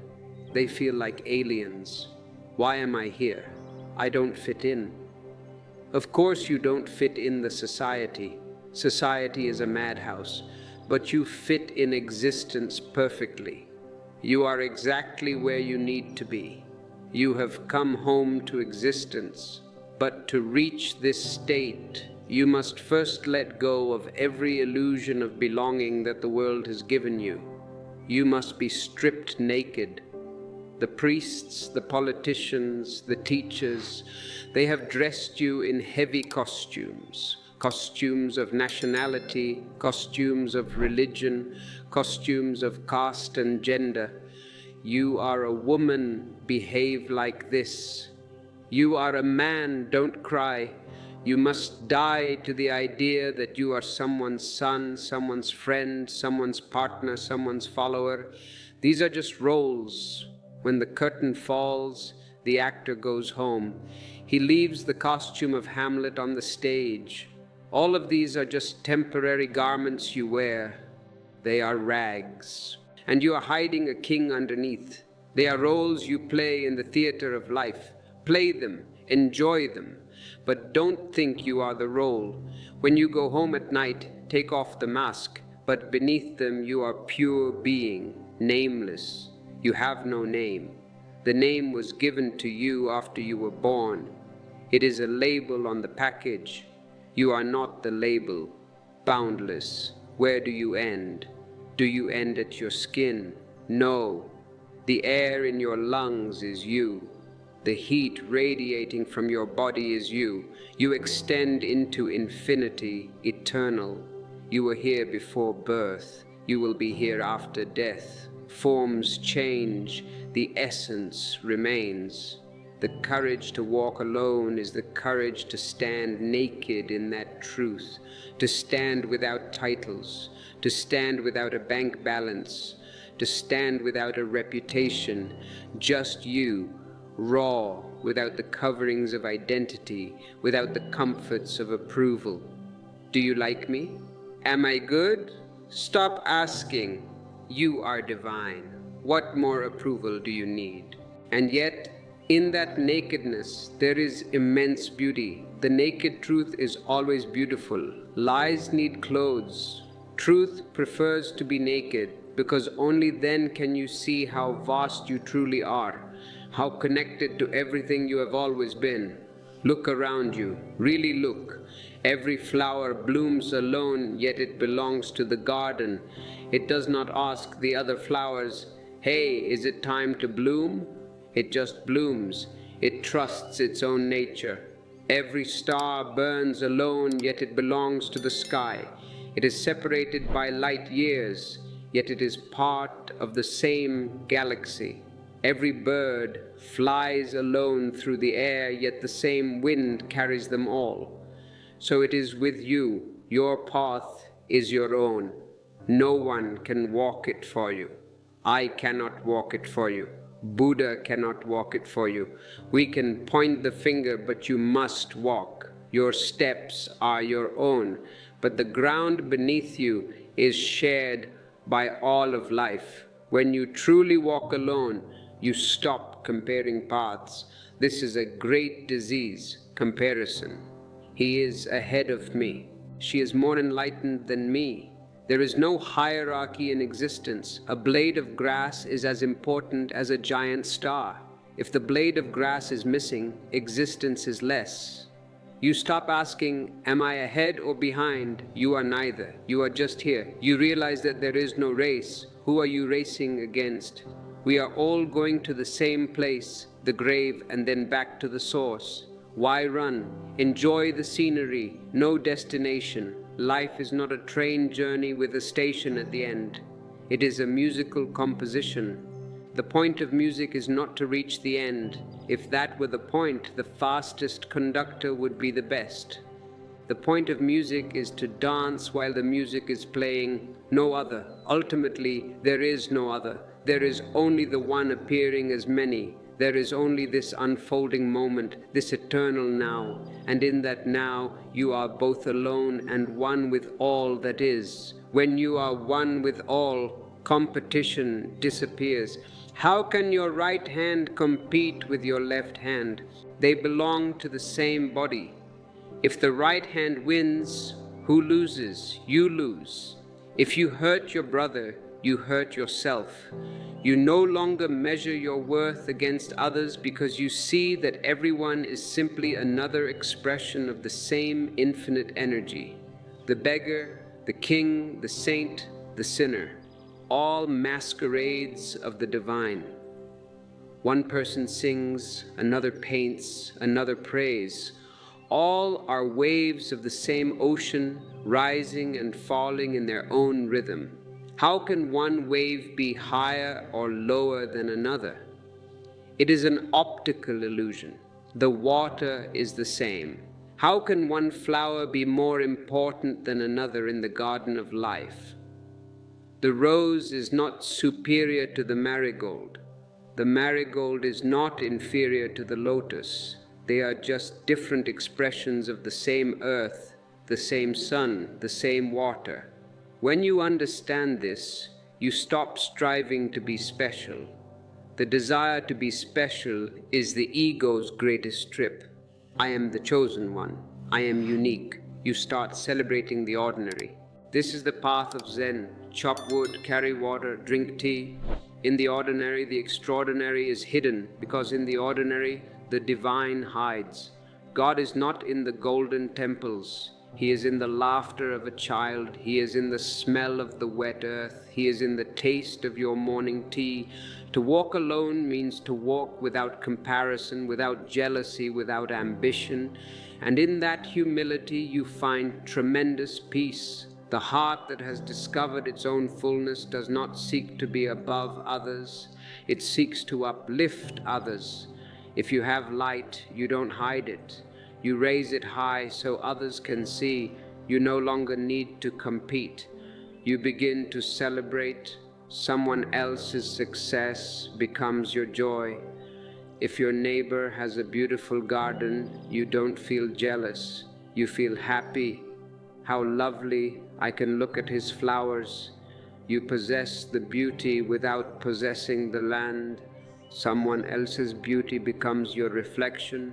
When you belong to yourself, you belong to the cosmos. You see that there is no mine or yours.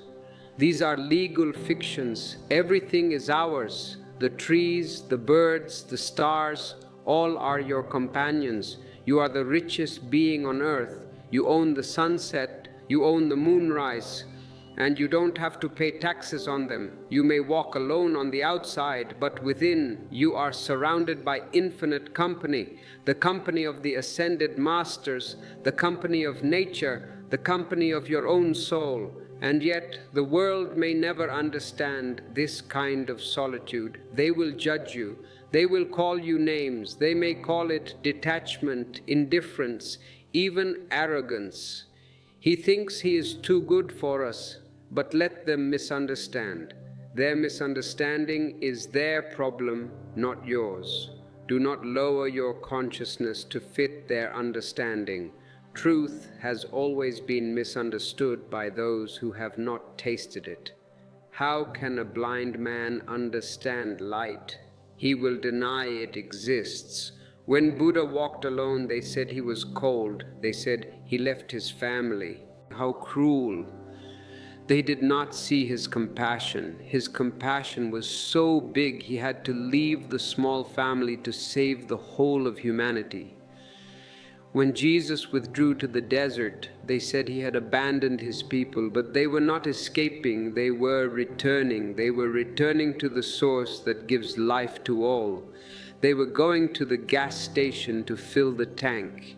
You cannot drive the car forever without filling the tank. Walking alone means walking inward, not away. And when you reach your center, you discover that you are connected to everything, every being, every breath, every grain of sand. This connection is not a theory. It is a physical sensation. You feel it in your gut. You feel it in your heart. Once someone asked me, "Osho, if I walk alone, won't I lose love?" I said, "No, you will lose only the illusion of love. You will lose attachment. Good riddance, you will lose dependency. Good riddance, you will lose the constant need for validation. Good riddance, but you will gain something far greater. You will gain love itself, not love for someone, but love as a state of being. When you no longer need anyone, you can love everyone. When you stop asking for attention, you start radiating presence. When you stop chasing belonging, you start belonging everywhere. The whole earth is your home. This is what it means to walk alone and yet be one with all. You have transcended the boundaries of the small self, the ego, the name, the form, and entered the vastness of being. Imagine a lamp in the darkness. It does not move. It does not run after people saying, "Let me light your way." It does not follow anyone. It simply shines. It just stays where it is and burns. It does not tell others where to go. It is not a preacher. It gives no commandments, but its light shows the way. The traveler sees the lamp and finds the path. The lamp is alone. It is a single flame. Yet through its light it becomes the companion of many. So it is with the one who has learned to walk alone. Your silence, your peace, your joy, they begin to touch others without your trying. You become a contagiousness. You infect people with peace. You become a light unto yourself, and in that light, others find courage to discover their own. This is the ultimate gift you can offer the world, not advice. People give too much advice and take too little, not influence, not money, but presence. When you reach this understanding, every step you take becomes sacred. You are walking on holy ground. You are no longer moving through life as a seeker. The seeking has ended. The finding has begun. You are moving as a blessing. The earth beneath your feet is grateful.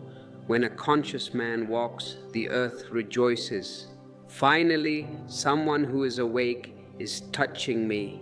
The air around you dances. The universe smiles because finally one of its children has remembered the truth that separation was only a dream. You are waking up from a long nightmare. You are not apart from life. You are life itself. And when you reach this point when you can walk alone and still feel connected to all, you have found the real meaning of love, freedom, and God. So remember, to walk alone is not to turn your back on the world. It is to finally face it without fear. It is to live among people yet not be lost in their noise. To love them without becoming dependent. To share with them without forgetting your own source. Walking alone is not rebellion. It is awakening. It is the point where dependence transforms into freedom, where loneliness turns into meditation, where silence becomes song, and where love becomes limitless. You have spent your whole life trying to belong, trying to fit into patterns that were never designed for your soul. You have squeezed yourself into small shoes that hurt your feet. You have worn masks to please others, spoken words that did not rise from your heart, and followed roads that led you further from yourself. But the time has come to stop running. The time has come to stand still, to look within and to listen, because in that stillness, in that listening, a different kind of strength begins to grow. Not the strength that conquers, that is the strength of soldiers, but the strength that surrenders, that is the strength of the sage. You have been taught that to be alone is to be weak, to be vulnerable, to be lost. But I tell you, to be alone is to be powerful, because it is in aloneness that you meet your true self, the one who has never been touched by fear, by doubt, by expectation. There is a part of you that is virgin. It has never been corrupted by society. Find that part, the one who has been watching quietly behind every experience, behind every desire, behind every disappointment, the witness. When you finally return to this self, you realize you were never broken, never incomplete, never in need of repair. The world told you that you needed saving. They sold you religion, they sold you therapy, they sold you products to save you. But how can the sky be saved from the wind or the ocean from its waves? You are already saved. You are already perfect. You just need to open your eyes. You are that sky, that ocean, vast, unbroken, eternal.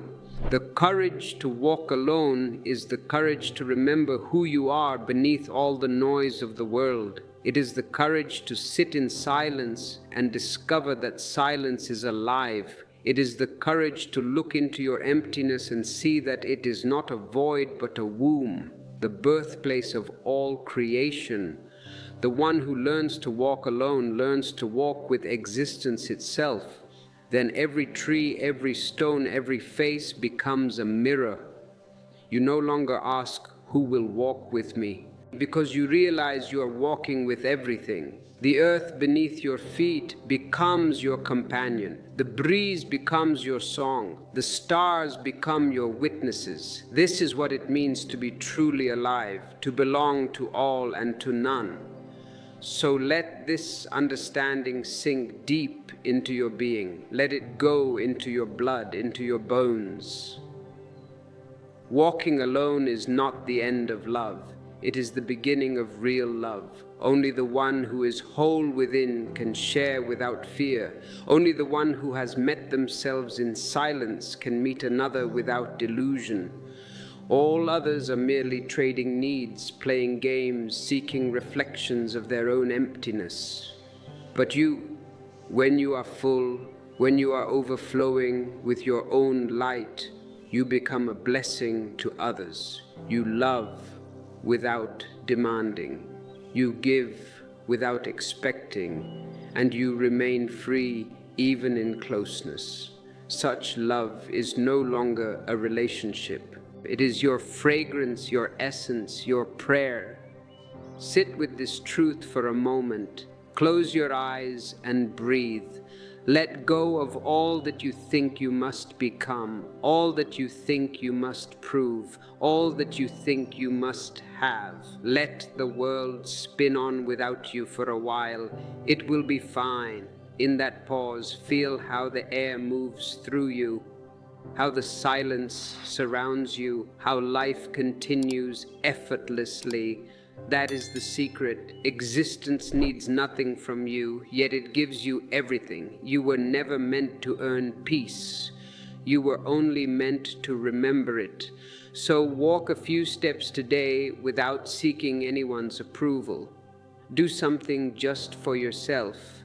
Sit for a while without company, without noise, without distraction, and listen. In that listening, in that quiet space that opens between thoughts, you will find the one companion who has never left you, your own consciousness. Stay with it, breathe with it, let it lead you, and you will see that the path you were searching for was never in the world. It was never in the maps. It was in the courage to take the first step alone. And once that step is taken, do not think the journey is over. The mind is very clever. It will try to turn even your awakening into a trophy. It will say, "Look at me. I have walked alone. I am enlightened." The moment you say, "I have achieved," you have lost it, because there is no I to achieve anything. The I is the baggage you left behind. So now let us talk about the greatest danger on this path, the danger of spiritual ego. You have left the worldly ego, the ego of money, of fame, of relationships. Good, but now a subtler ego arises, the ego of the hermit, the ego of the meditator. You start looking at others with pity. You think, "Look at these sleeping people. They are lost. I am found." This thought is the trap. If you feel superior, you are not alone, you are just isolated. Superiority is a relationship. To feel superior, you need someone to feel inferior to. You are still tied to them. True aloneness is beyond superior and inferior. It is simply being yourself. You must bring this silence back into the marketplace. This is the test. It is easy to be silent in the Himalayas. The mountains are silent. You just reflect them. But can you be silent in the traffic jam? Can you be silent when your boss is shouting at you? Can you be silent when your child is crying? If your silence is fragile, if it breaks with a little noise, it is not real silence. It is just a forced stillness. Real silence is like a flame that burns even in the wind. So how do you live this aloneness in the world? You live as a tourist. When you go to a foreign country as a tourist, you enjoy everything. You enjoy the food, the scenery, the people, but you don't get attached. You don't say, "This hotel room is mine." You know you are leaving in 2 days. You don't try to become the president of that country. You are just passing through. live in the world as a tourist. This world is a hotel.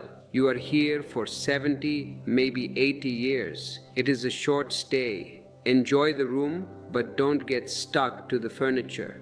When you live as a tourist, you are alone, yet you are everywhere. You are involved, yet detached. This is the art of Zorba the Buddha. I have always taught that you should not choose between the world and the spirit. Be Zorba, enjoy the wine, the dance, the love, the beach, and be Buddha, enjoy the silence, the meditation, the depth. Why choose? Why be half? The man who walks alone in the full sense is both. He is not a dry monk who runs away from women or men because he is afraid of his own desire, and he is not a drunkard who is lost in his lust. He is the watcher on the hill, and he is also the dancer in the valley. He walks alone in the crowd, and he dances with the crowd, but he never loses his inner center. Let me tell you a story from the old Zen masters. It is the story of the empty boat. A man is rowing his boat upstream on a foggy morning. Suddenly he sees another boat coming fast toward him. He shouts, "Watch out! Turn aside!" But the boat comes straight at him. He screams again, "Are you blind? Turn your boat!" The boat crashes into him. He is furious. He stands up to scream at the boatman. But then he looks into the other boat and realizes it is empty. It drifted downstream, unmoored. In a second, his anger vanishes. Who can he be angry with? An empty boat. He laughs. Now apply this to your life. When you walk alone, you become an empty boat. You are no longer full of ego. You are no longer full of me and mine. If people crash into you, if they insult you, if they get angry at you, you do not react, because there is no one inside to hit. The insult passes through the empty boat. It hits the other side and falls into the water. If you are full of ego, even a small pebble hits you and you bleed. If you are empty, even a sword passes through you and cuts nothing. The courage to walk alone is the courage to empty the boat, to throw out the captain, the navigator, the passengers, to just be a piece of wood floating on the river of existence. And when you are an empty boat, you are safe. Nothing can hurt you. You can go anywhere. But people are afraid to be empty. They want to be somebody. They spend their whole lives building a statue of themselves, and then they spend the rest of their lives defending the statue against pigeons. Don't be a statue. Be a mist. Be a cloud. When you are a cloud, you have no fixed shape. You can change. This moment you are a lover. Next moment you are a meditator. Next moment you are a worker. You flow. You do not freeze. Walking alone means you are fluid. The crowd is solid.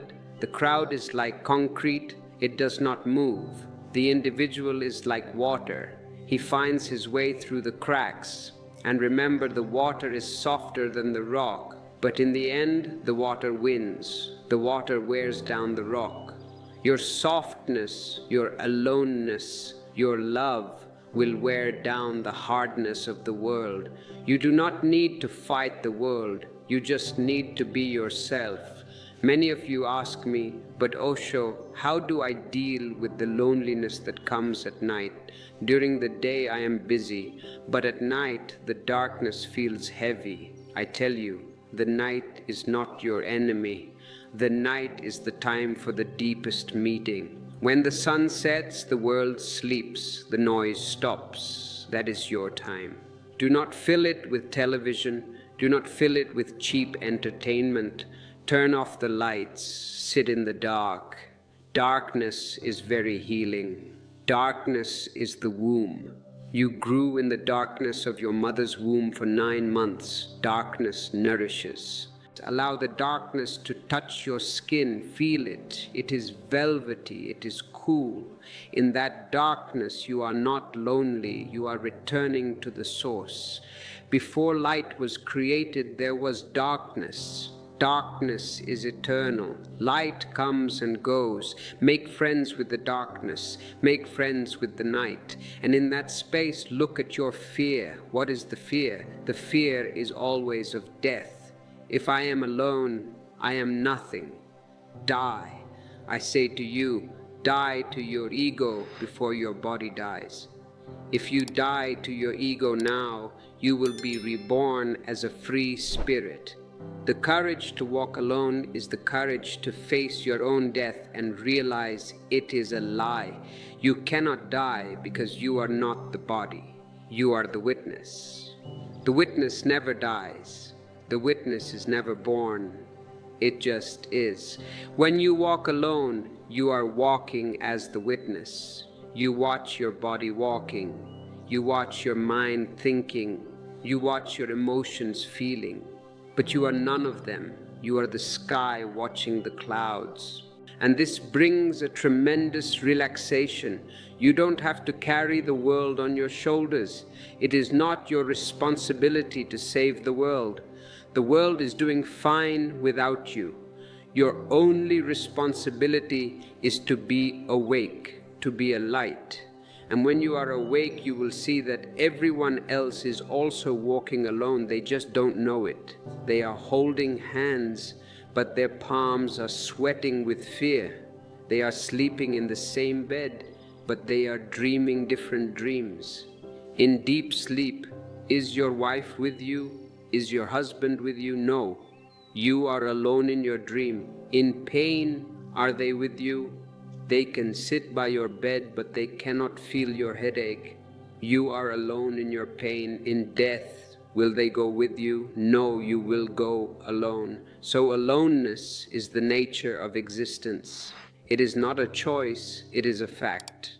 The choice is only this. Will you accept it and celebrate it, or will you fight it and suffer? The person who fights aloneness creates hell. The person who celebrates aloneness creates heaven. Heaven and hell are not geographical places. They are psychological states. They are your attitudes toward aloneness. If you say, I am lonely, you are in hell. If you say, I am alone, you are in heaven. One word changes and the whole world changes. So I invite you to change your vocabulary. Stop using the word lonely. It is a sick word. Use the word solitude. Use the word aloneness. These are dignified words. And as you change your language, your mind will change. You will start to treasure those moments when nobody is around. You will look forward to them. Ah, finally, everyone is gone. Now I can be with my beloved, myself. You will make a date with yourself. You will treat yourself with the same care you use to treat others.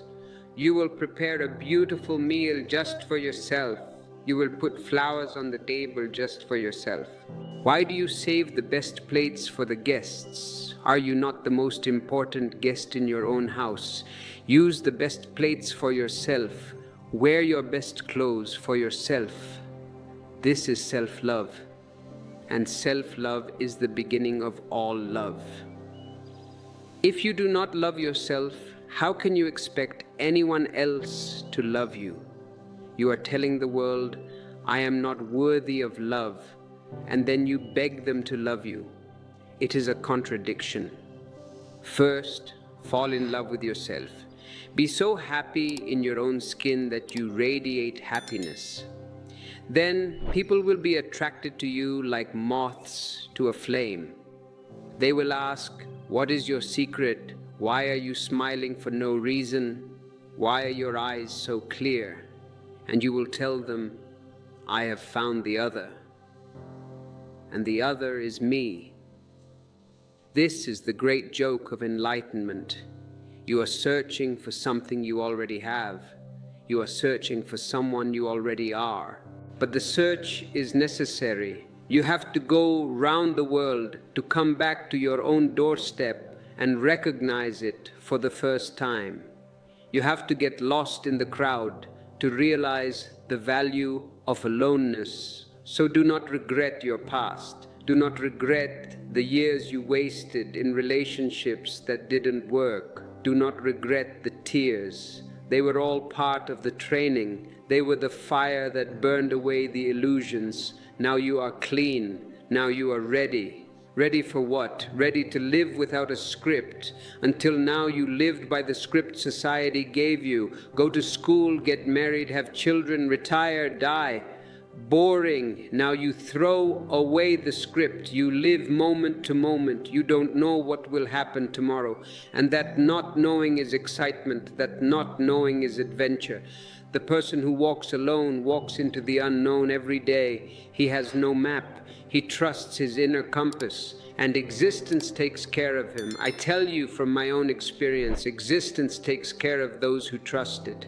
If you trust the crowd will use you. If you trust existence, existence will nourish you. It will give you food when you are hungry. It will give you shelter when you are cold. It will give you love when you are ready. But you have to trust. You have to jump. And the jump is always into the abyss of aloneness. People ask me, is it scary? Yes, it is scary to the ego.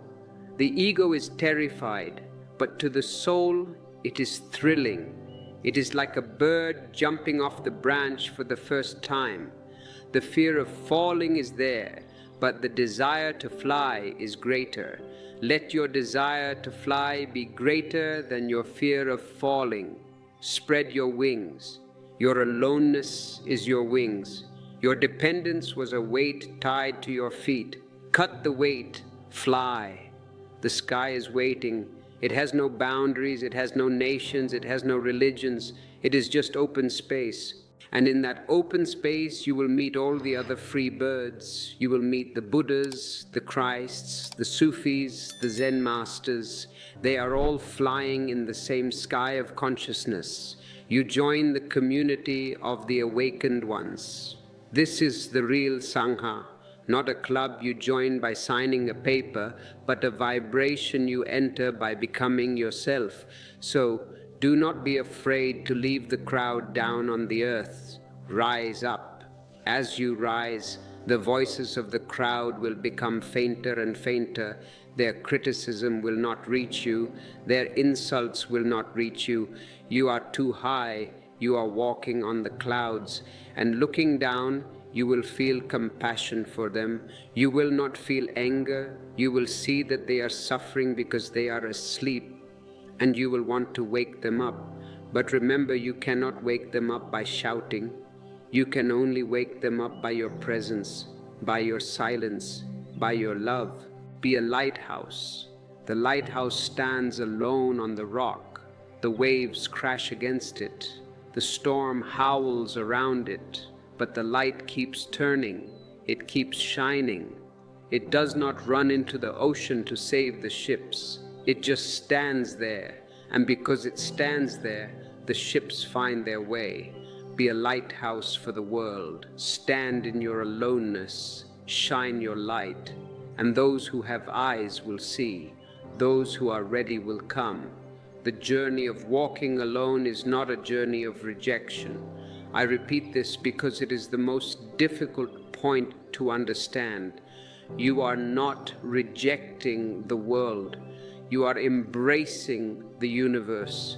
You are becoming big enough to hold the whole world in your heart without being crushed by it.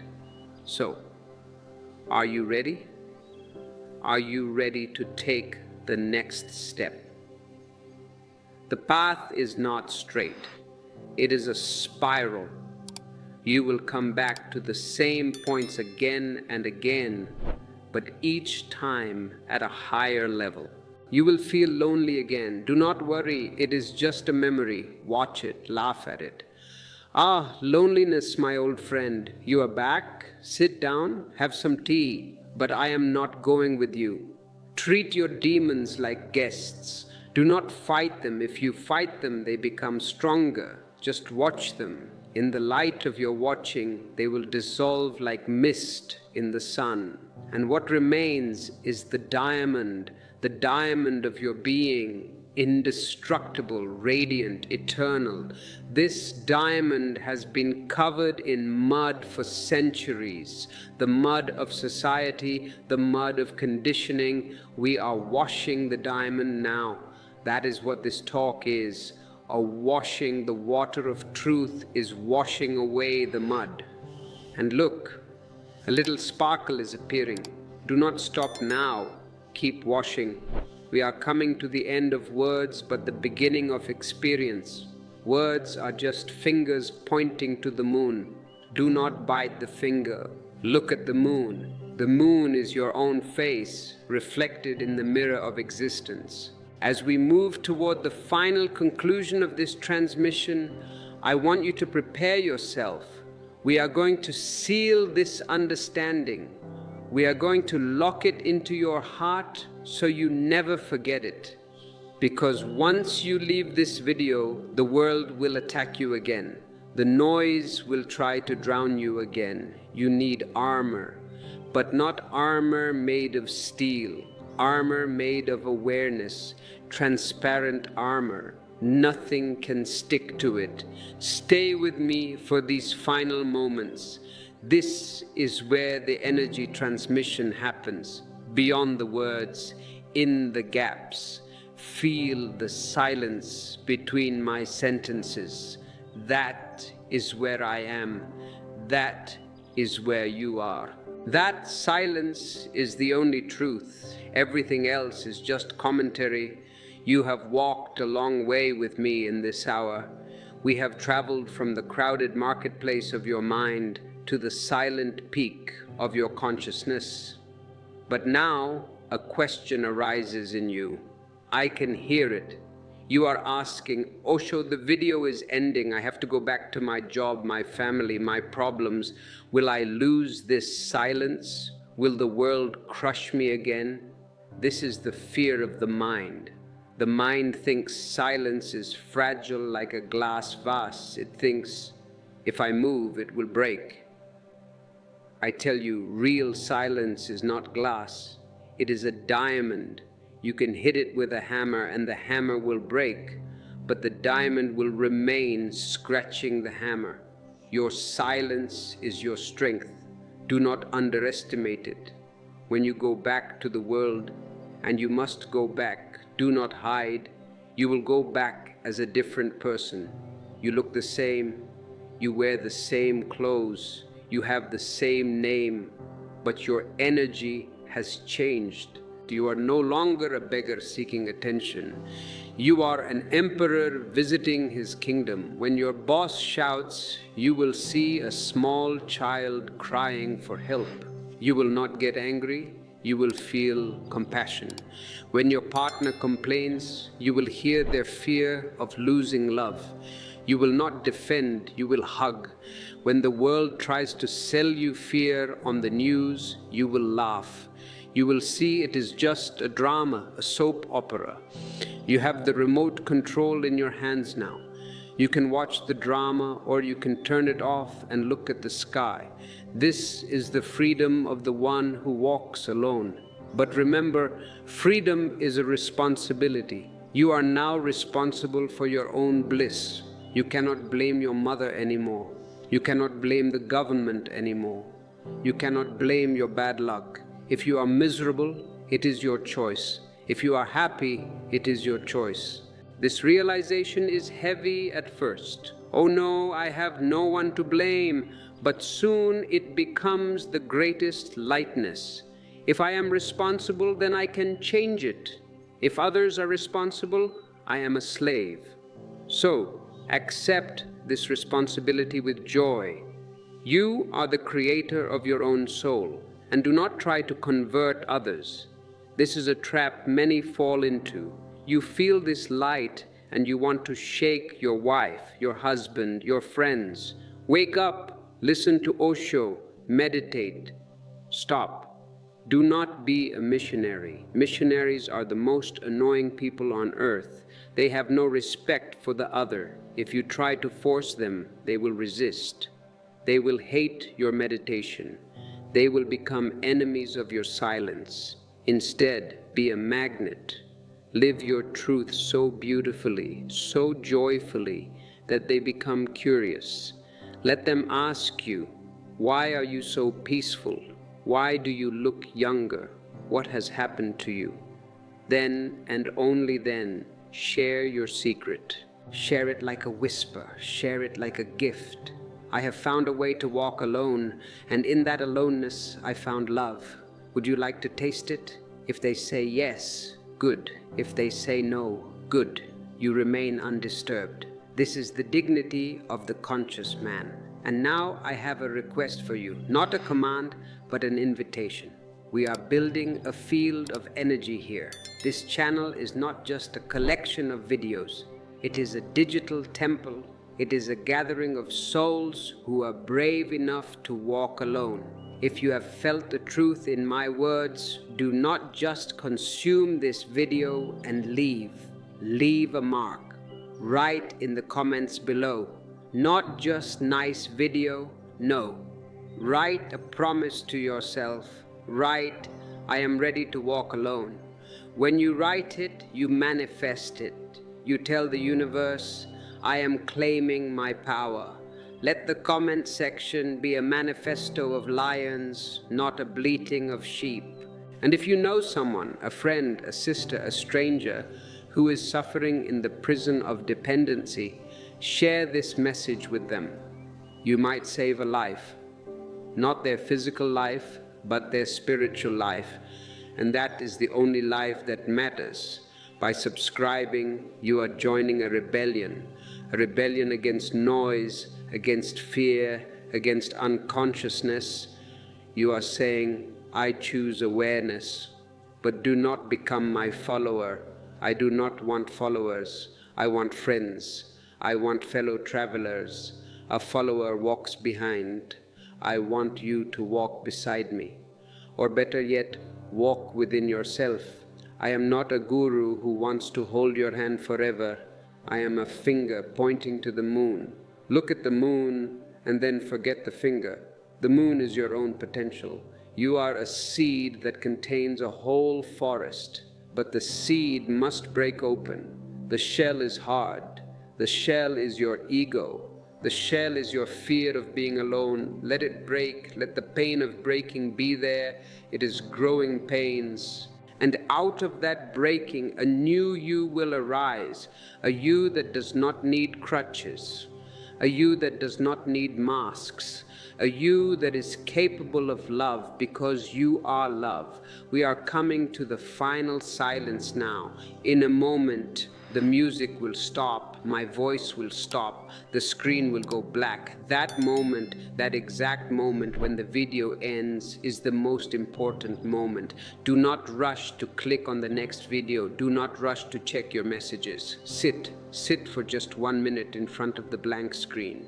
In that blankness, you will see your own face. Not your physical face, but your original face. The face you had before your parents were born. The face of eternity. You have walked alone to get here, and now you see you are not alone. You are the all.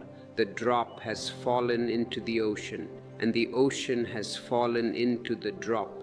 Go now, walk your path, walk it with courage, walk it with laughter. And remember, whenever you close your eyes, I am there, not as a person, but as a presence.